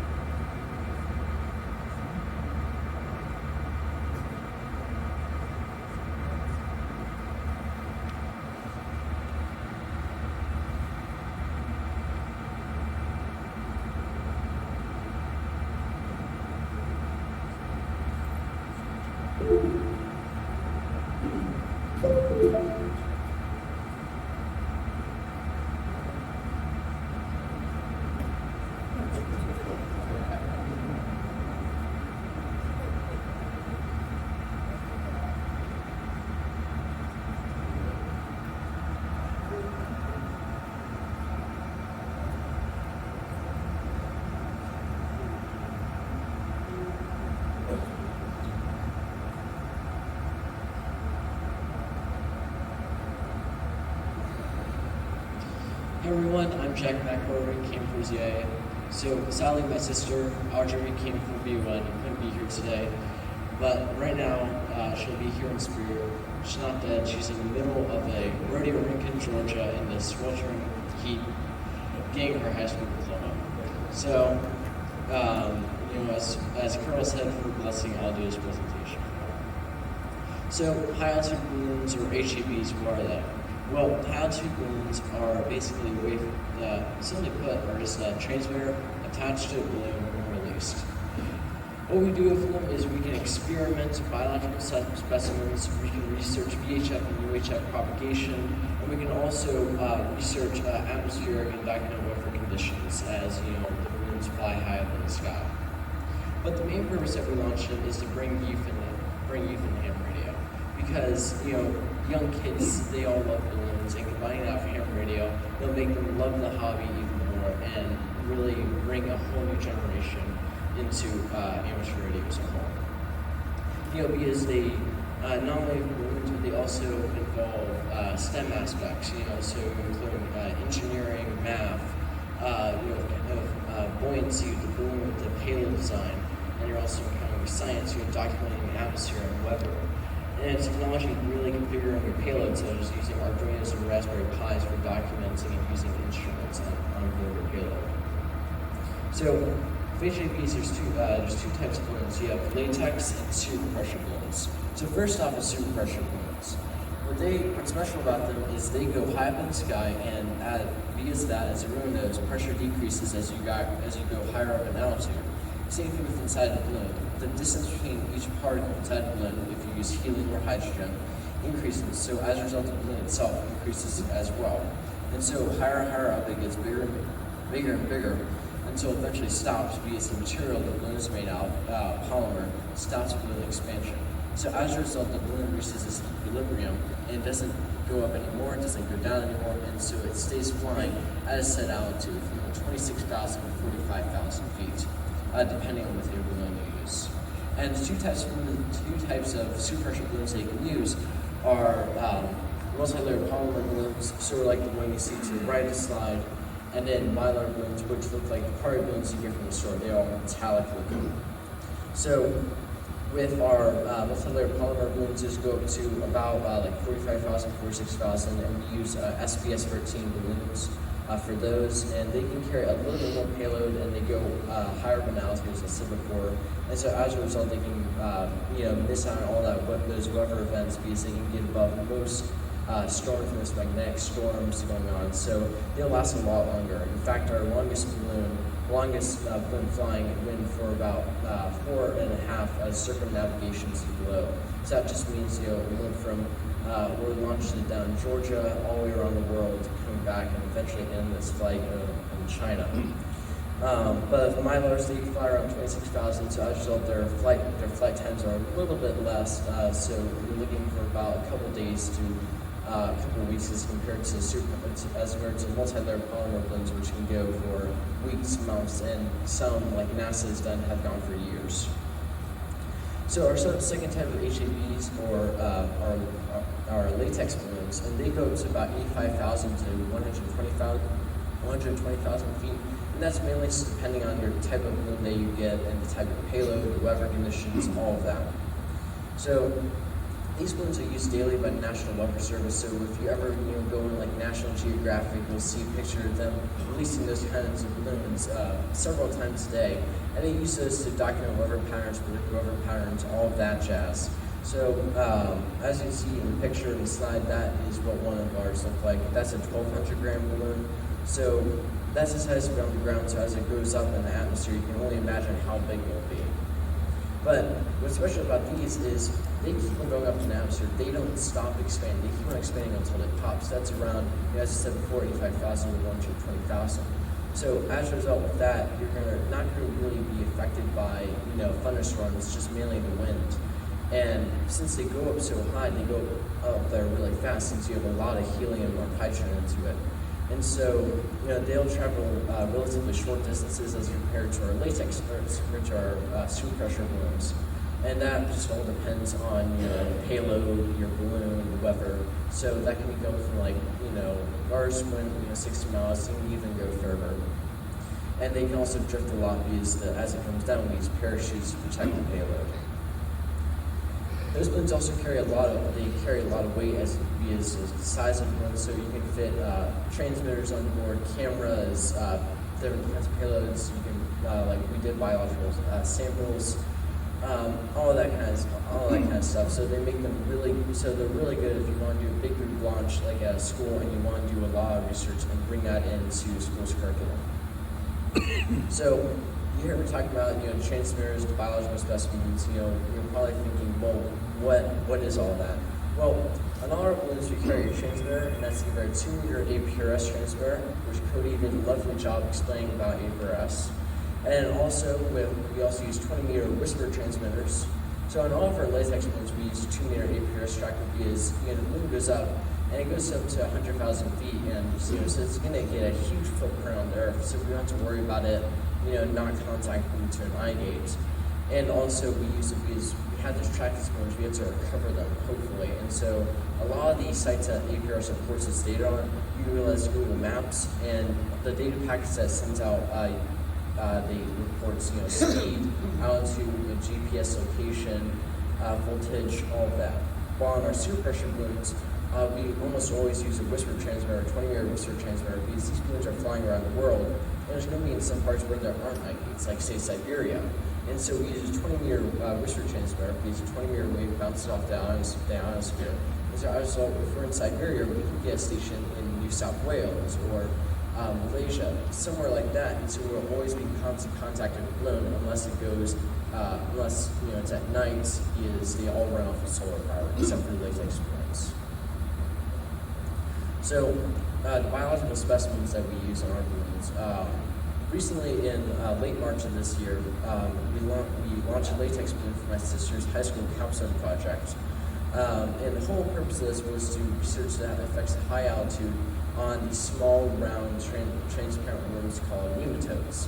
And these nematodes, because they're highly available, they're very small, you can barely see with the human eye. And, they're really, really fun to research about. And so what we did was we put them in a little petri dish and we put them onto the balloon payload and we just launched them. And so they went to about 100,000 feet. We launched them from Butler, Georgia, and so we want to see the effects of low temperature, low pressure, and increased radiation on them. And so we got all that back. I'll explain all that later. So here, specific design for the payload that we use. Of course, you have the parachute at the top. Then going down, you have what are called big red bees, which are a 70-centimeter transmitter. It's a CW beacon. And then going down below, we have our main payload box, which has the 2-meter APRS transmitter. Then we also have the biological sample, and then an audible beeper. And we have the beeper but just so we can track the balloon if it's, say, in a tree or in a bush and we're having trouble finding it. Then we have another big red bee on a different frequency because one is none, two is one. And then we have an Eagle Flight computer, and these are really cool because what they do is they document telemetry such as temperature, humidity, speed, and it stores all of that. And then below those two things we have a camera. Of course, that's the coolest part, seeing the camera footage of it from the ground going to 100,000 feet and seeing it pop and seeing it come back down. The curvature of the Earth is really beautiful. And of course, below that we have a GPS tracker that also aids in tracking it. So the video that we're going to show looks a little bit distorted. I don't know if it'll play. So this is just my sister describing our whole payload.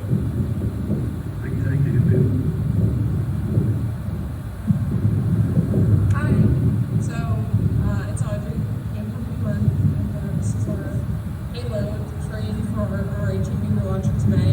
Today's March 26, 2022.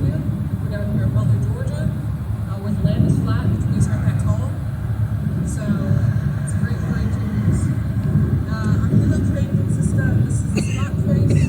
It's basically one of those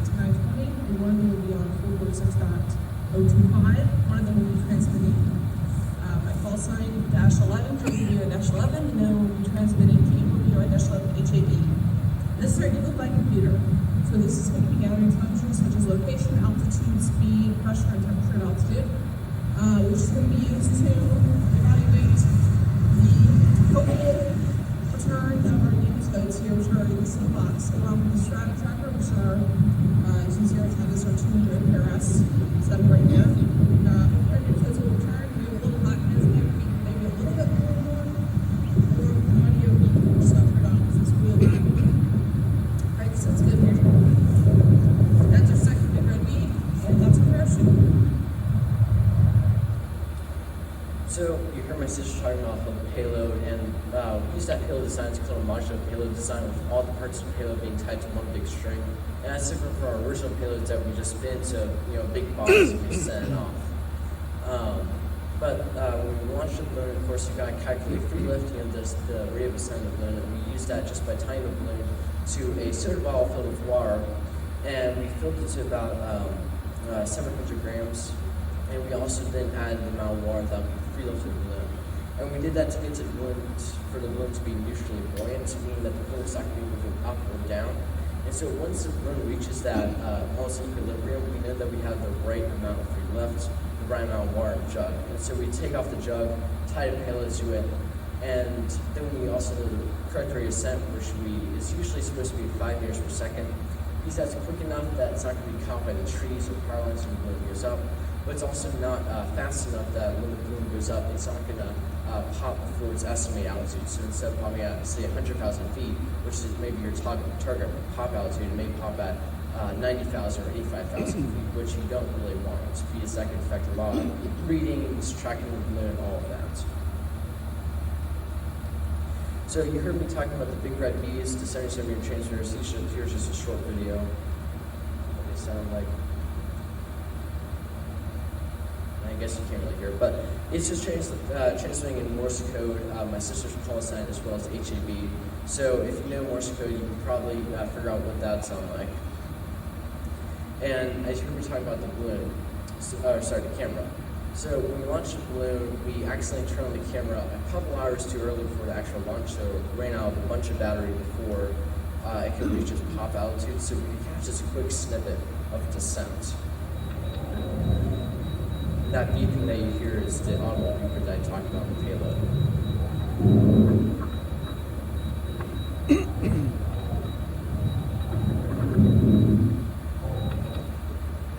But if the camera was actually working, this video is actually from a previous launch that we did way back in 2019 during a launch there at our local fairgrounds. But this is, we use one of those box plots we talked about, one big box, and there's the camera. So this is showing what you would actually see if the camera's working. You start to see the curvature, you see the blackness of space, and it really is beautiful.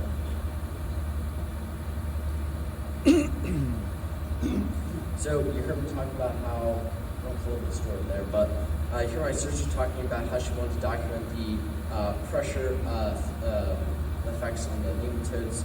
So here's a, can't really see the graph, but it basically shows an exponential slope sort of going up from the, basically from the ground, going up all the way to sort of highest altitude, which is about 101,000 feet. And so it documents how the pressure, of course, decreases, as I talked about before. As you go higher up, pressure decreases. And same thing here, as you go higher up in altitude, temperature decreases. But here's the real meat of the matter, the radiation reuse. So sadly, we couldn't fit on the balloon a Geiger counter because it was a lot more work than we thought it was going to be. We had to change a bunch of programming, change a bunch of stuff in the payload.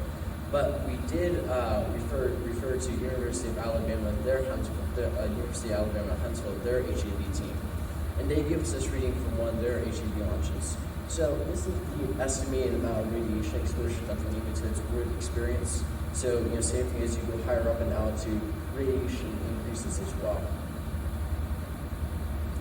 And here's the flight path of the balloon. So we launched in southern Georgia, and we launched it where it started over there to the left of Sopperton, that is Butler, Georgia. Went over there and eventually reached this peak where its most APRS reports are, those pink little columns you see under the line. A little bit underneath Swainsboro. And so that's where its pop altitude was. Then it slowly glided down a really long distance, all the way over from Statesboro near to Savannah, if you know where that is. So, of course, we recovered a balloon, because if we didn't, I wouldn't be telling you all of this right now.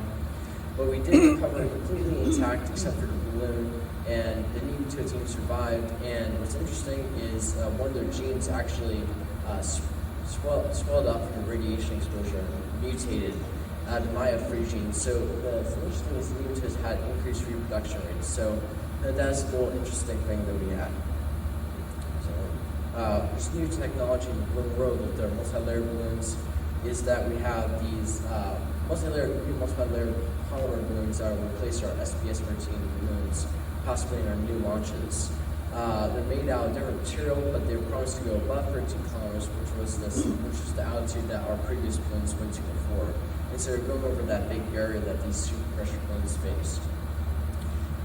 There's a main manufacturer, Yokohama in Japan. These are still very new balloons, but they're a lot cheaper, being $5 to $10 each compared to the $150 cost of our SPS-13 balloons.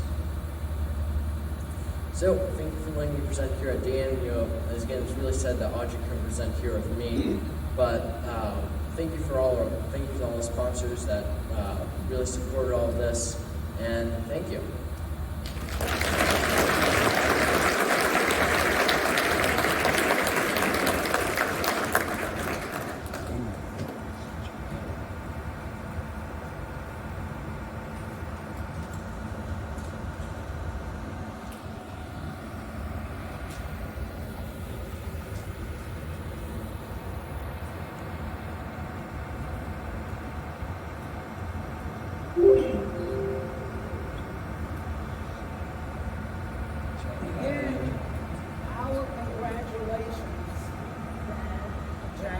To Audrey on her graduation today. What a team, right? Brother and sister.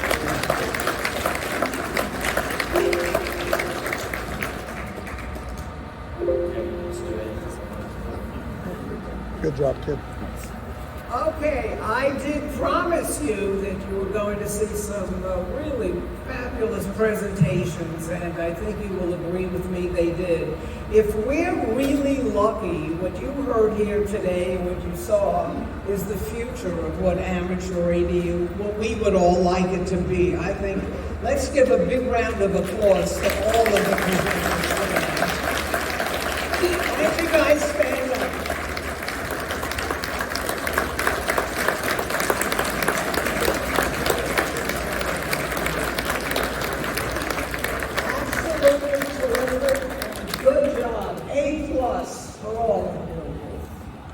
As one of the dads years ago said to me, Hamvention for these young people is the Super Bowl of amateur radio. And they will come back years from now, as somebody else I'm about to introduce does, and let us know what job opportunities that they were lucky enough to pursue and to get into. Most of the young people in the 33 years of doing this, most of them have gone on into technical colleges, technical pursuits, and wireless technical careers. And that says a lot. The skills and everything else, and the support that they receive as young people from family and from my love audience here makes a big difference, and we could not be more proud. At the 25th showing here at Hamvention, we did a video called Where Are They Now?, where we went back in time, and people want to know, why don't we do it again? Where are they now? And to a person, to a child, as adults, they were all in some kind of a technical career or profession. So good for us, good for us. Okay. And I do want to, before we get to the prizes, I do want to introduce, first of all, Harry Ribba. Could you please stand up? This is a father. I'm sure you've read someplace about his son, Drew Ribba, who has a resume longer than all of ours put together. How old is Drew now? Okay. I know him since he was 5, dual citizenship with India, and yes, and here, and supportive dad who goes everywhere with him. He couldn't be with us today, but Drew stays in touch, and just an amazing, amazing experience that young man is having now. And thank you for all the support that you give as well. Sitting next to him, I would like to stand up, Tom Jose from Hyderabad, India. Okay. Tom was 15 when he appeared at our forum here in Hamvention. And as a result of his being here, he even got to participate in the astronaut lunch. We made sure that happened with Mike Fink, the astronaut who was here. And Tom also has stayed in touch, and he's now going to college here in Colorado. But his being here produced an invitation for me and a fellow RCA member, Stan, to go to Hyderabad and do a day-long teachers conference about the value of amateur radio. And he was a grown man at that point, and he was assigned to us to drive us around while we were there visiting. So just fabulous experiences. I just wanted to give you an example of some of them. Thank you for coming to the Youth Forum. And good luck to you. Good luck to you. You could be regaled with stories, as you all know. You're all amateur radio people. You could be regaled. But lucky me who gets to deal with the young people, and it's just fantastic to watch their development and all their achievements. Let's give away prizes to my fantastic audience here. You guys ready? Again, thank you, Lance Cruz, for donating volunteers, as well as the prizes. Let's finish with the MFJ prizes that your club has donated. So at this point, we should have 2 $100 cards for young people, correct? Okay, Tom, why don't you go over and pick out 2 $100 cards. This is a youth prize.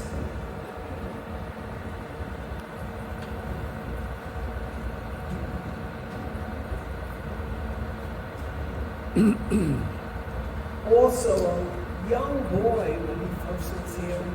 Good to see you. Okay, thank you.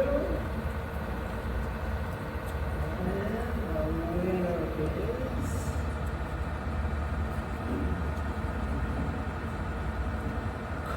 Cody, K0DIE.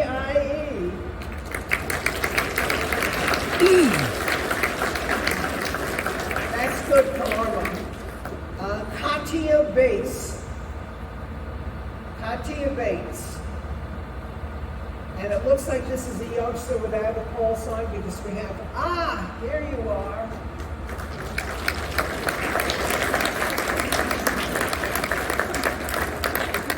He's over there.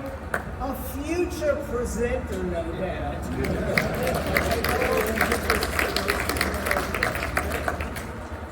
Okay, and now we have, for the adults, a $100 card. Jack, why don't you go over there? This would be for an adult.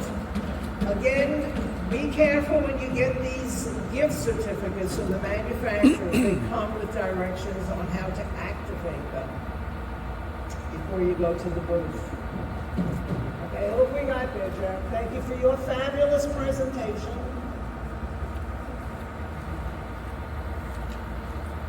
We have Gary Ballou, W8RGB.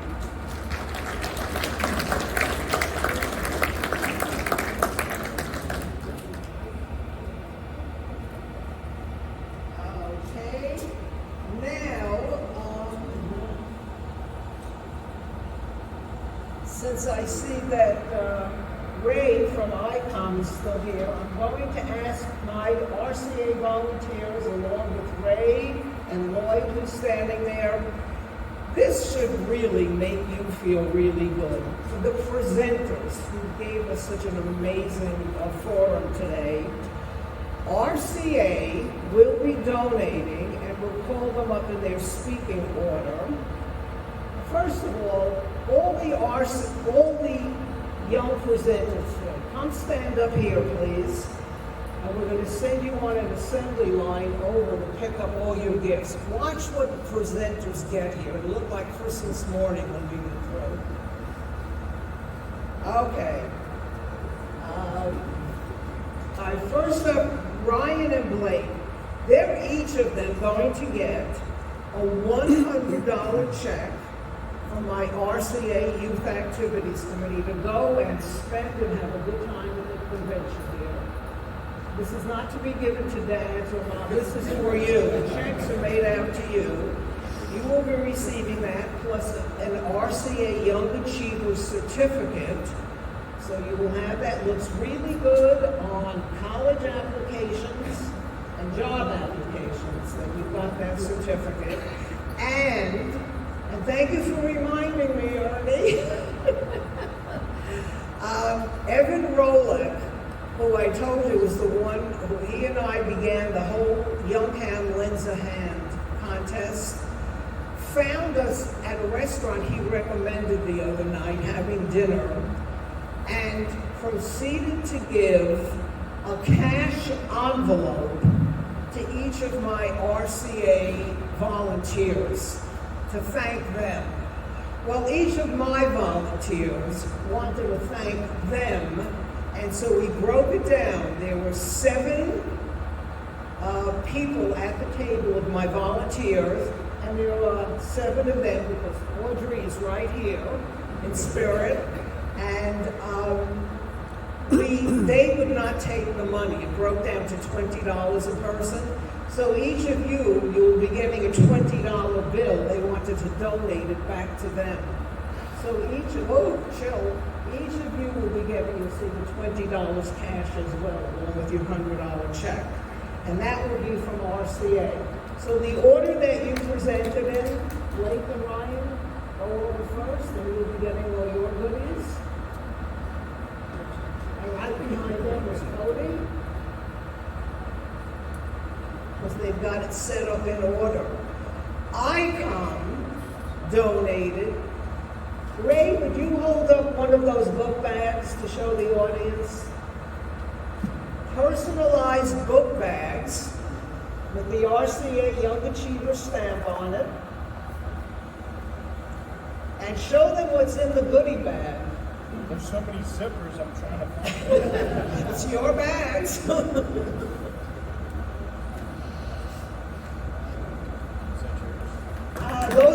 personalized jackets that they get.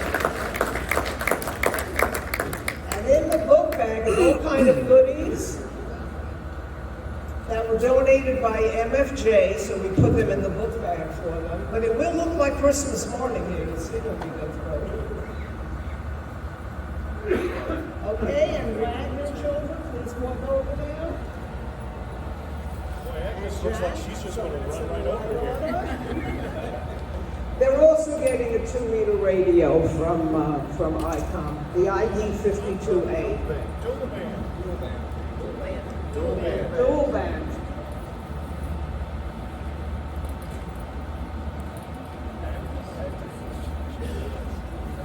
And also in their bags, they will find DX Engineering sent over the ARRL Contesting for Beginners book manual for all of them, so we put that into the book bag.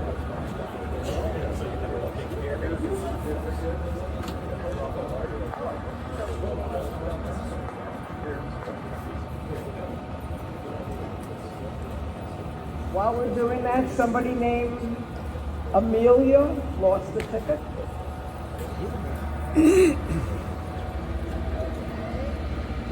So those are all ICOM and MFJ antennas to go with the ICOM radios. MFJ also does a fabulous job in contributing here. Isn't that great? They can't even carry all.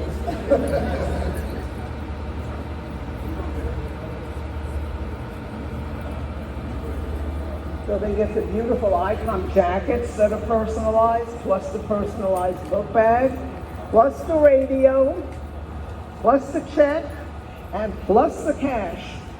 It's a good deal.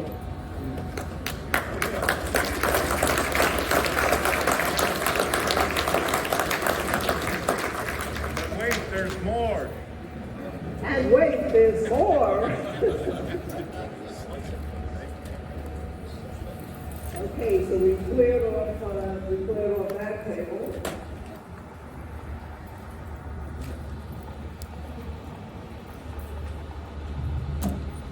Okay.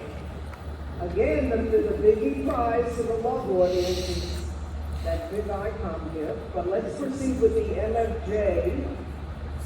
We have, at this point, how many adult cards do we have? Okay, $5 $50. How many? About 5 to give out. Well, let me send over, Brian, why don't you go over there and pick the next round?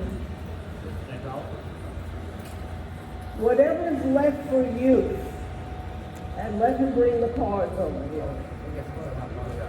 That would be the $50 cards. For you. And the $100 cards.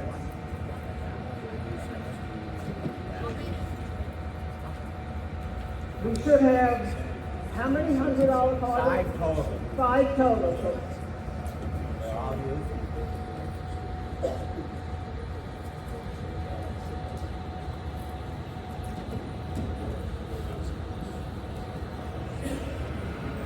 Okay, thank you for your great presentation. Okay, we have KE8 GEV, Jedediah Wilson. All right.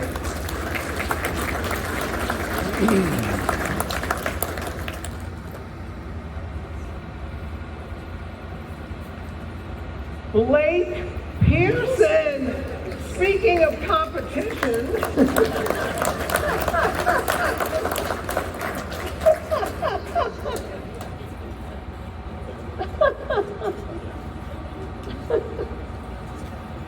Ben Eastwood, K4BEN.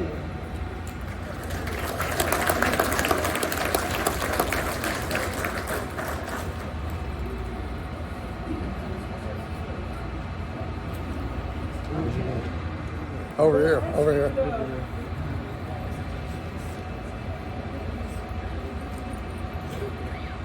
Katie Campbell, KE8LQR, where are you? A former young presenter. Katie did a great job yesterday. I got to see part of it at the YL forum, and also did the QSO Today forum, new forum with me. Good job yesterday, Katie. Danielle Eddington, Keajnu.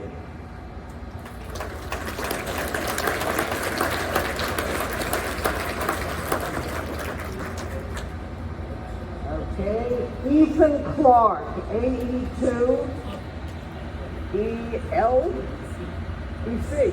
That's you.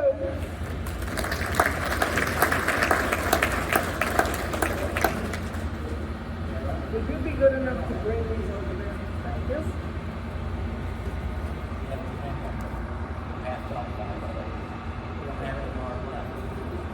That's it? Okay. Again, if you got the MFJ, make sure you read the directions that he gave.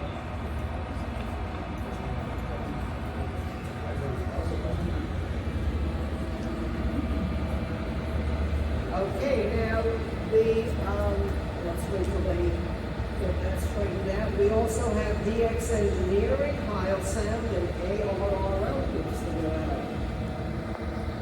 And I am determined, for the first time at this forum, it's 3 hours, but to me it goes like 3 minutes.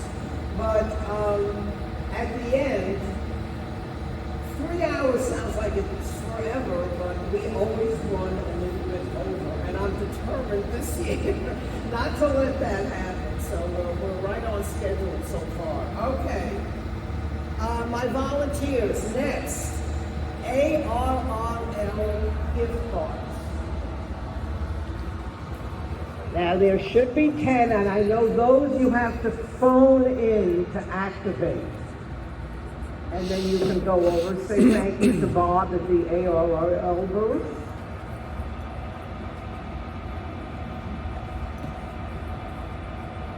Okay, so let's get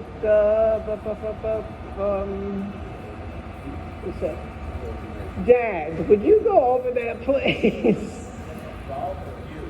Let's do 5 and 5 for ARRL. 5 adults and 5 young people.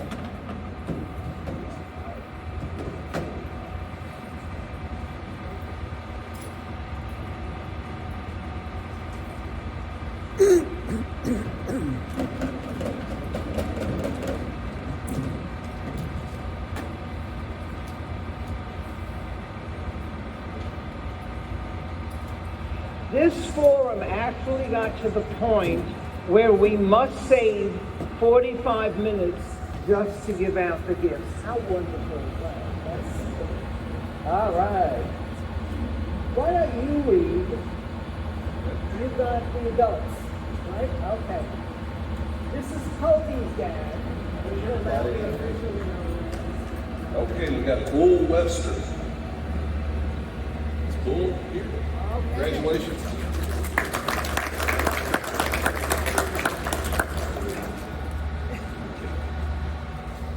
Okay, we have Wes Lustron. Congratulations, Wes.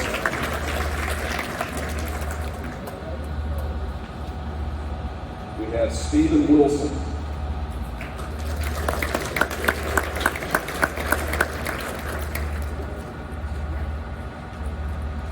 Cookie. Is Cookie here? All right, congratulations.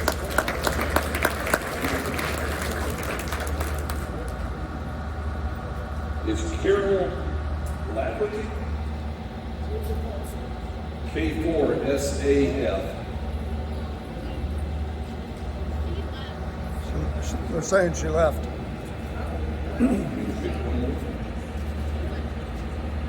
Is she coming back? Does everybody know her? Well, let's pick one more. Pick one more. All right. And meanwhile, again, to keep it going, I will read the young people for the ARRL. You got it? Got it. Bob Walsh. Is Bob here? Bob, right there. Congratulations. Hey, Carole. Carole, give him a homework assignment. They'll all be getting homework assignments, don't worry. Oh, yes. Good point, Ray. Dad, your homework assignment, you know what we're going to say. We want you here next year with a call sign. There's an example in reverse of what we usually see, right? That's called really being a supportive parent. Okay, young person for a certificate, Cecilia Wagner. Cecilia.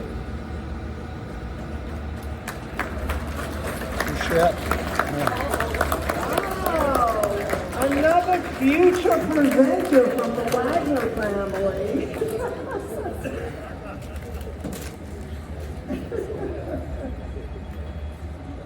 Chris, KD8YBJ. That's our award winner for the volunteer contest. All right, Chris.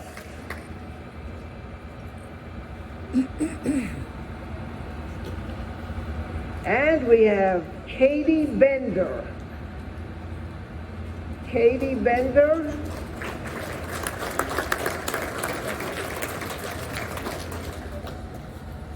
And we have Michael Levert, W3MIJ.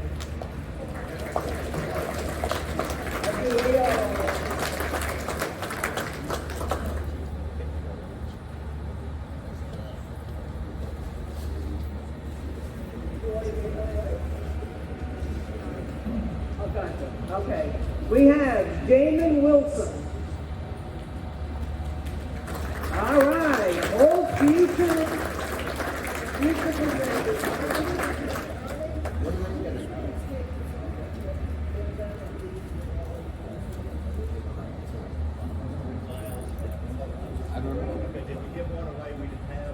Yeah, she's done that twice. Yeah, you did that twice already. That's all right. Okay.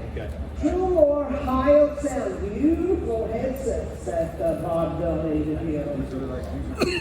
Okay, so we have two, we'll do one adult and one youth. And who else can I volunteer? Okay, Mr. from competition, why don't you go over there? And then one of each for high sound headsets. Only two. Yeah, there's two, yes. There's only two left.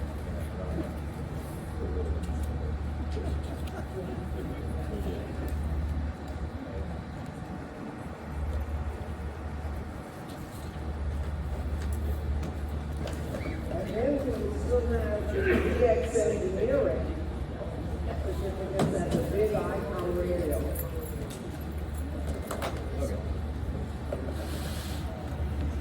Okay, do we have to judge which one of you did this better? Thank you. Okay, Aiden. Can I read the last name? But the call sign is W9ADN. Nope. Aiden. Going once. Okay, let's see if he comes back. And we have Sharon Tesme with the beautiful handwriting, KCAJRS. Over there.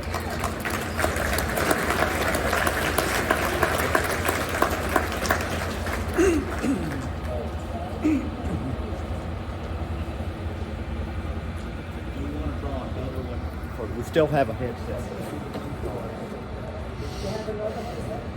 Oh, okay. One more headset. Ernie, why don't you bring me an adult ticket? Ernie? Okay. Ernie, by the way, Ernie Blair is a fellow director at RCA. and on my youth activities committee, and does a fabulous job as a volunteer. Here we go. Karma is always at the youth forum. Tom McElroy.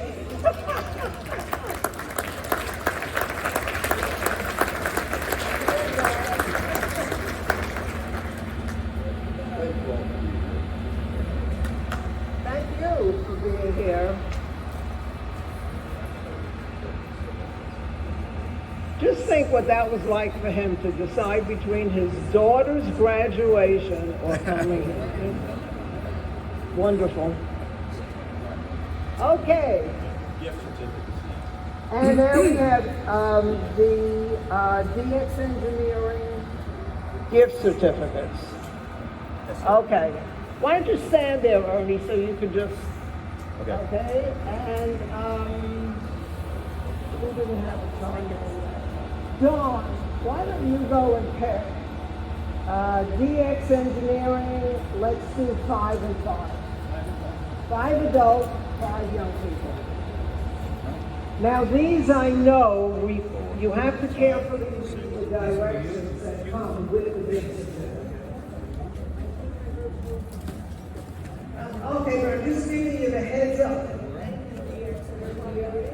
Oh, thank you and thank Tim for all the support. Okay, excellent. Okay. Go over to DX Engineering. Make sure I got 5 in front here. 5. You know what you're doing, boy? Yeah, I think so.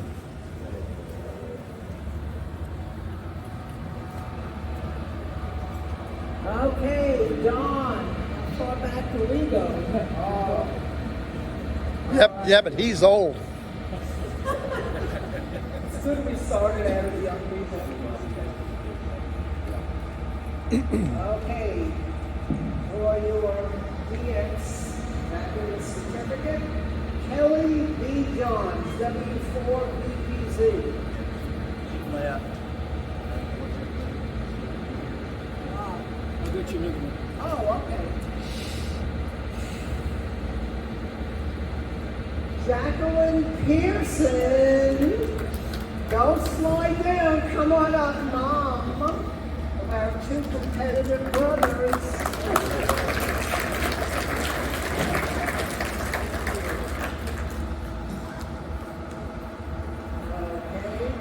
Harry Ribba. All right. V2STV.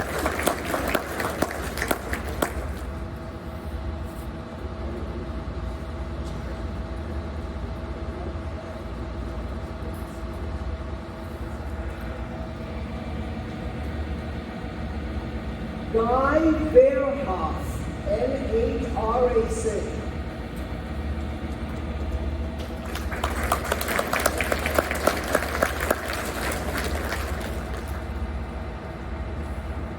And a young person, KE8EGE, Timothy Wilson.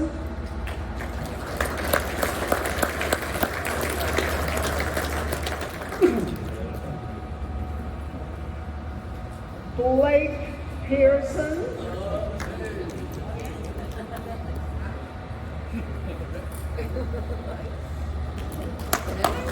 Your lucky day, bud.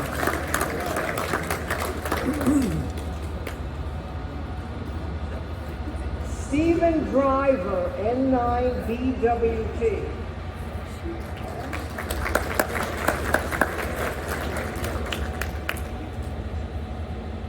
Angel Vasquez.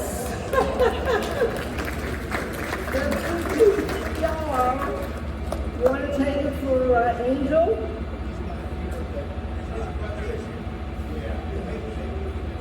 Give it back? Okay.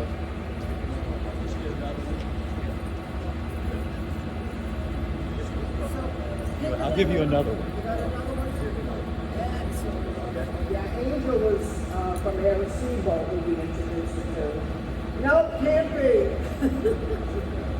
Can't be. Need another one.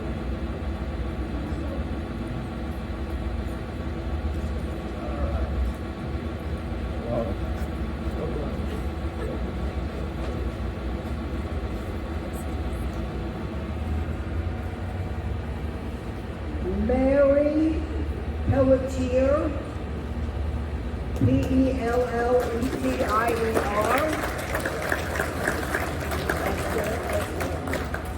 How many are left? Two more? Yeah. Three more. Thrh more. Ryan Ross, Kaazqh.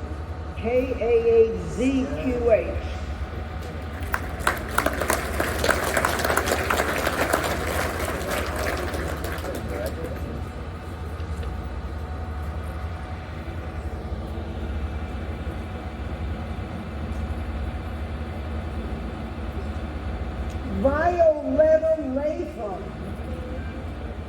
Violetta is a former young presenter here.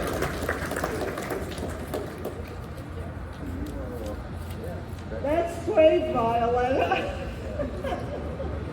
She was also a mere child when she did a presentation here. That should be it, right, for that? One more. One more. One So more. I need another. Yeah. Oh. Haha.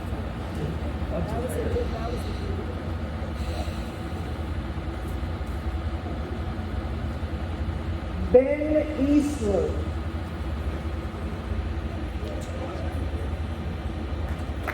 Okay.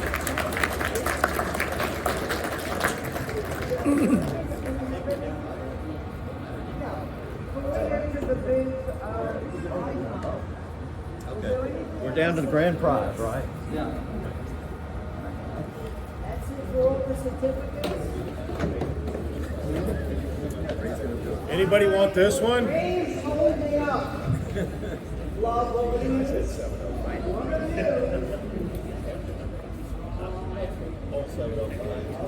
Hurry up, Lloyd is slipping. Yeah, I got it. I had it already.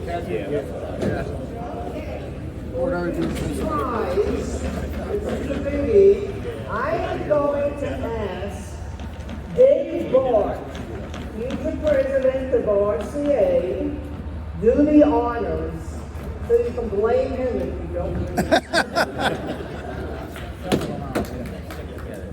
This is a big one.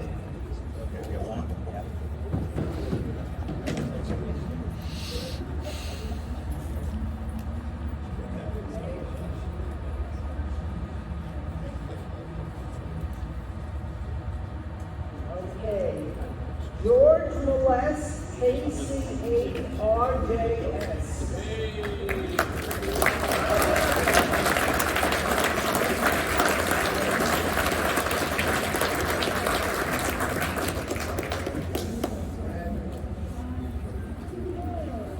Okay, congratulations, that's a big one. 705. Take a look at the hand there.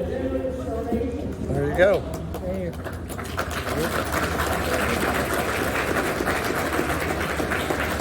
Congratulations. Thank you very much. There you go. Thank you. Thank you.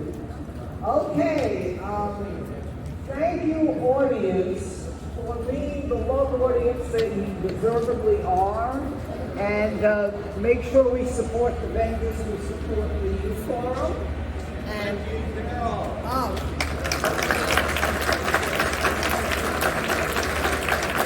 absolutely my pleasure. And thank you again to all the people at DARA for hosting us at this wonderful event.